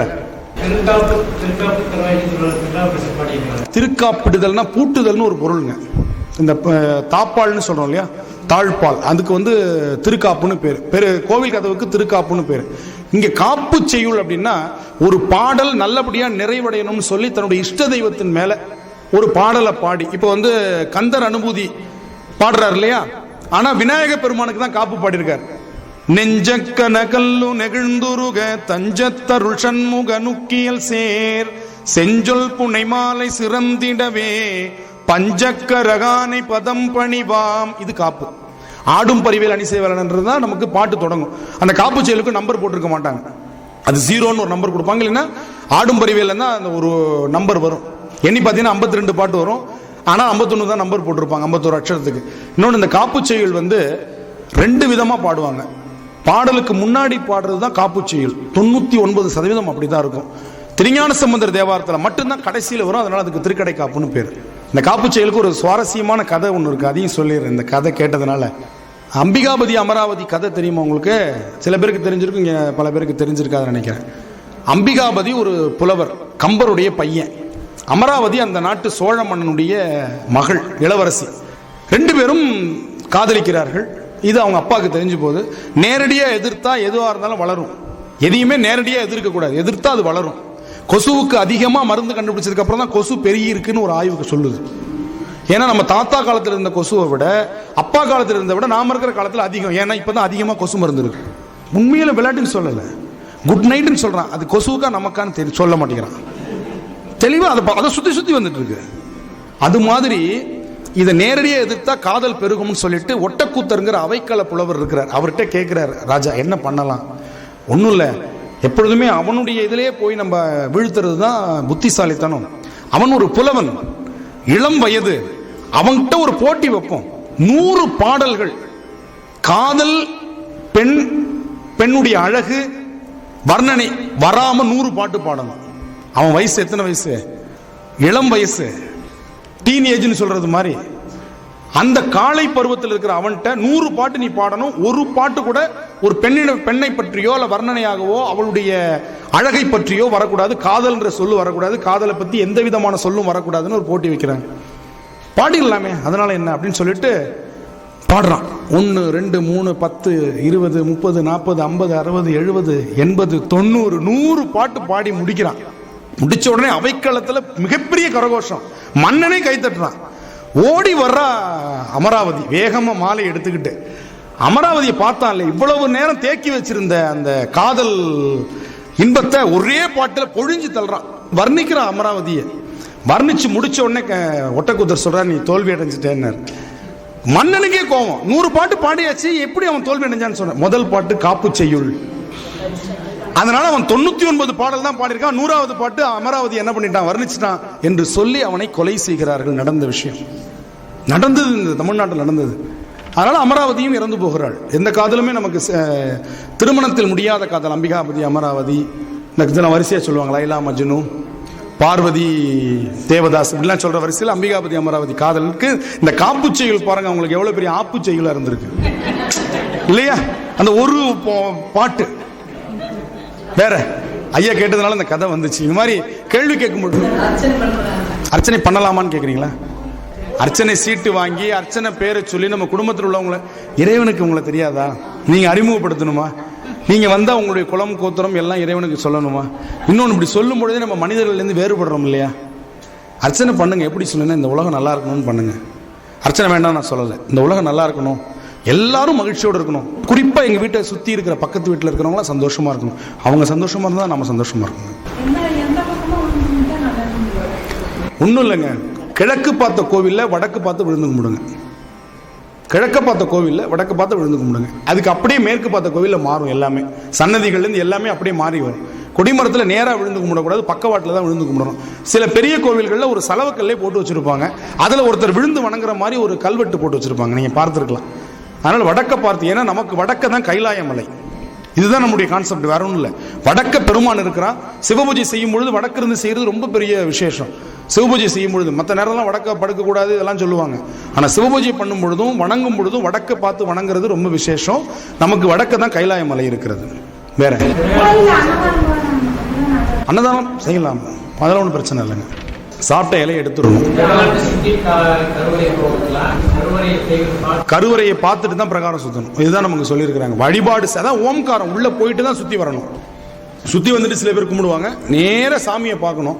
கருவறையில் இருக்க சாமியை பார்த்துட்டு தான் அப்புறம் சுத்தி வரணும். இந்த விநாயகரை வழிபாடு செஞ்சுட்டு போறது இதெல்லாம் வந்து பிற்காலத்தில் ஏற்பட்டது, மன்னிக்கணும். முன்னாடி விநாயகரை கும்பிடணும் அப்படின்லாம் சொன்ன அந்த வழிபாட்டு முறைகள்லாம் ஆகம வழிபாட்டில் அதெல்லாம் வரவே இல்லைங்க. ஆகம வழிபாட்டில் நமக்கு மூலவரை மட்டும்தான் வழிபாடு செஞ்சாங்க. வேறங்க அன்னதானம் தெரிந்தவர்கள் தெரியாதவர்கள் அறிந்தவர்கள் அறியாதவர்கள் அனைவருக்கும் செய்வதற்கு பேர் அன்னதானம். அன்னம்பாலிப்பு அடியார்களுக்கு செய்வது மட்டும்தான். அன்னம்பாலிப்பு என்பது மகேஸ்வர பூஜை. அந்த அன்னம்பாலிப்புக்கு இன்னொரு பொருள் முக்தியை தருவதுன்னு அர்த்தம். அன்னம்னா முக்தின்னு அர்த்தங்க. அன்னம் பாலிக்கும் தில்லை சிற்றம்பலம், தரிசிக்க முக்தி. எனவே அடியார்களை தரிசிச்சதுனாவே முக்தின்னு சொல்றார். வேறங்க நல்ல இது மாதிரி கேள்விகள் கேட்கலாமே. 51 அட்சரங்கள் தமிழ்ல, 51 அட்சரங்கள், கந்தர் அனுபூதி 51 பாடல்கள். அதில் உள்ள அந்த திருவாசியில் உள்ள அந்த நெருப்பு கங்கு இருக்கு இல்லையா, அது 51. அது உலகத்தினுடைய இயக்கத்தை காட்டுகிறது. அது வந்து அந்த ஓங்கார வடிவத்தில் அமைக்கப்பட்டிருக்கிறது. அந்த பெருமான் இந்த உலகத்தை ஆட்டுவிக்கின்றான். அவன் ஆடும் பொழுது அந்த தீ ஜுவாலைகள் எழும்புகின்றன. அது 51 அட்சரங்களாக நமக்கு வருகிறது. உலகத்துடைய இயக்கமே வெப்ப இயக்கம் தான். இந்த உடம்பு வெப்பமா இருந்தா தான் இயங்கி கொண்டிருக்கிறது. ஜில்லுன்னு ஆயிடுச்சுன்னா முடிஞ்சிருச்சுன்னு அர்த்தம். அப்ப உடம்பு சூடா இருக்கு அப்படின்னா அவர் உயிரோடு இருக்கிறார். வரலாம். அடியேன் அழுதால் உன்னை பெறலாமே, நாடகத்தால் உன் அடியார் போல் நடித்து நான் நடுவேன் என்ற பாட்டில் வரும்பொழுது அழுதால் உன்னை பெறலாம் என ஒண்ணு. இன்னொரு பாட்டுல சொல்றார், கண்டிப்பா வரும். மெய்தான் அரும்பி விதிர் விதிர்த்து உன் விரையார் கழற்கன் கைதான் தலை வைத்து கண்ணீர் ததும்பி வெதும்பி உள்ளம் பொய்தான் தவிர்ந்து. உள்ளத்துல பொய் போயிடுச்சுன்னா கண்ணீர் வரும். அது துன்பத்துல வர கண்ணீர் அல்ல, அது ஆனந்த கண்ணீர். நான்மறைங்கிறது அறம்பொருள் இன்பம் விடுதாங்க, தெளிவா அதுல சொல்றாங்க. அதே மாதிரி தில்லைவாழ் அந்தனர் அப்படின்னு சொல்லியிருக்கிறாங்க இல்லையா, அந்த தில்லைவாழந்தனர் தீட்சிதர்கள் அல்ல, இப்ப இருக்கிறவங்க எப்ப இருக்கிறவங்களும் அல்ல. அந்த தில்லைவாழந்தனர் நம்முடைய நடராச பெருமான் தான். ஏன்னா பெருமான் அடி எடுத்து கொடுத்தது எல்லாமே பெருமானை தான் குறிச்சது. பித்தா பிரைசூடி யாரு? சிவபெருமான். உலகலாம் வந்து ஓதற்கரியவன் யாரு? திகழ் தசக்கர கந்தபுராணம் தொடங்குது யாரு? இறைவனை தான் குறிக்குது. அப்ப தில்லைவாழந்தனர் மட்டும் எப்படி அந்தணர்களை குறிக்கும்? ஏன்னா அந்தணன் என்ற சொல் அந்தணர்களுக்கு முன்னாடி இறைவனைத்தான் குறிச்சது. அறவாழி அந்தணன் தாழ் சேர்ந்தார்க்கு அல்லால் பிறவாழி நீத்தல் அரிது. அறவாழி அந்தணனாக இருக்கக்கூடிய பெருமானைத்தான் அந்தணர் என்று குறிப்பிட்டிருக்கிறார்கள். எனவே தில்லைவாழ் அந்தணர் என்று சொன்னால் பெருமானை வழிபடக்கூடிய தொகையடியார்கள் வருது பாருங்க, அவனை வழிபாடு செய்யக்கூடிய அந்த வழி அடியார்கள் இருக்கிறாங்களே, அவங்களுக்கு பேரு தில்லைவாழ் அந்தணர்கள். அவங்களுடைய அடியார்கள். அடியார்க்கும் அடியேன்.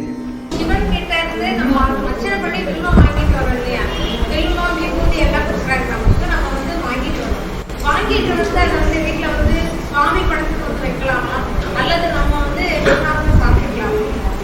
இது ஒரு நல்ல ஒரு கேள்விங்க.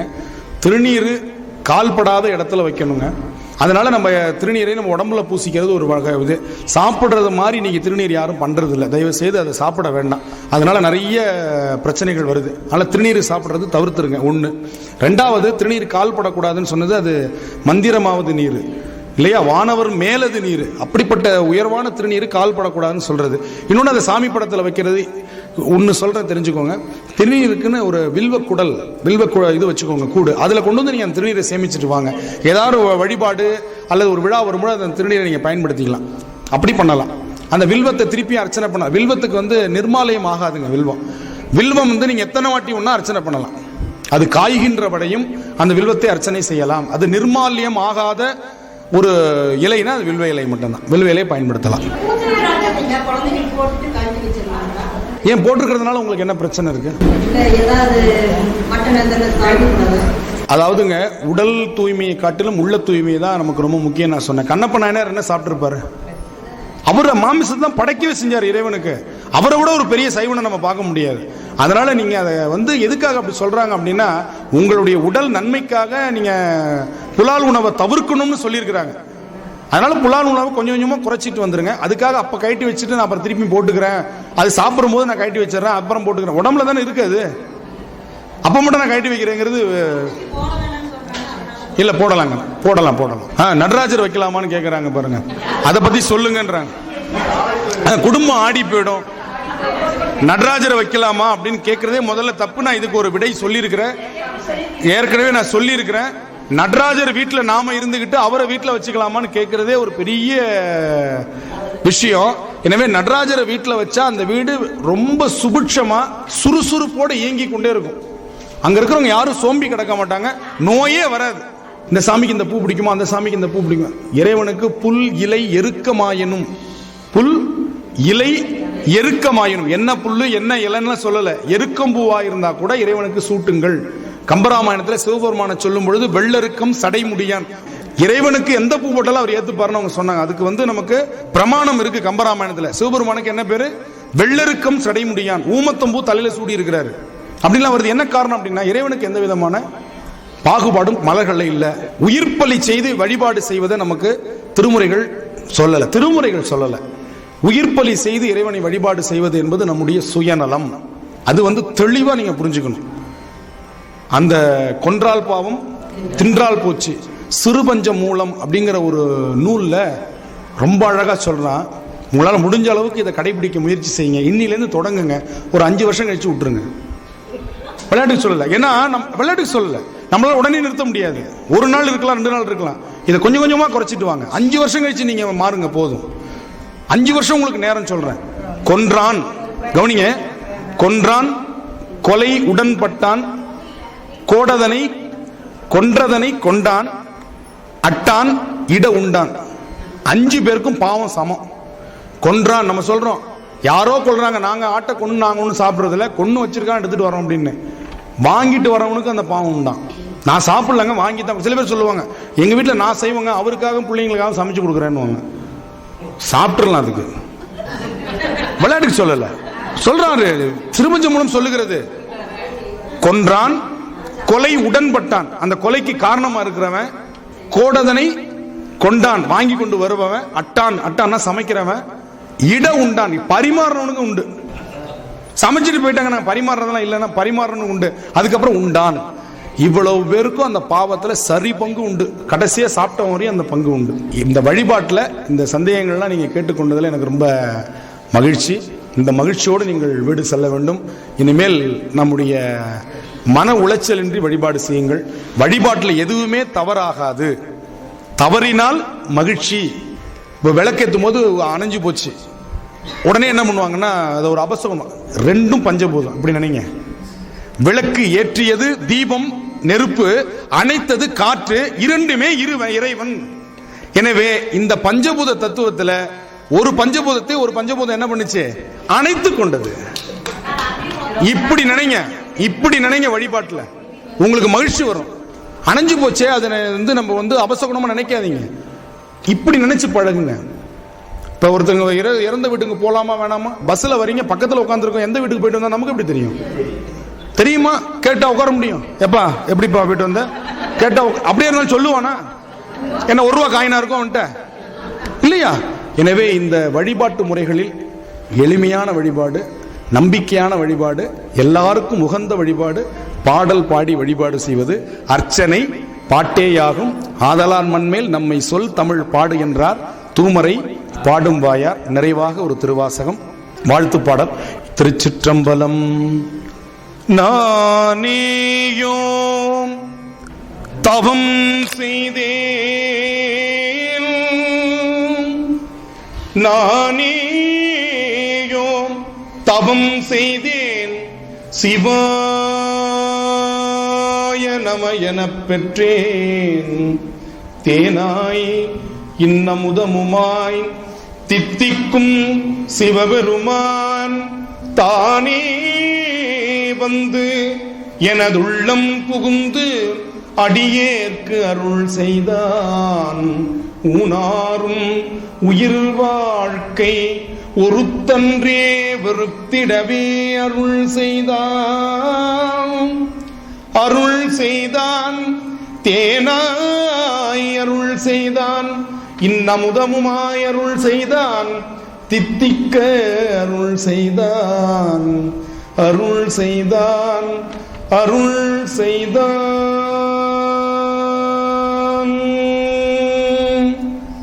வையம் நீடுக மாமழை மன்னுக மெய் விரும்பிய அன்பர் விளங்குக சைவ நன்னெறி தாம் தழை தோங்குக தெய்வவெண் திருநீறு சிறக்கவே தெய்வவெண் திருநீறு சிறக்கவே.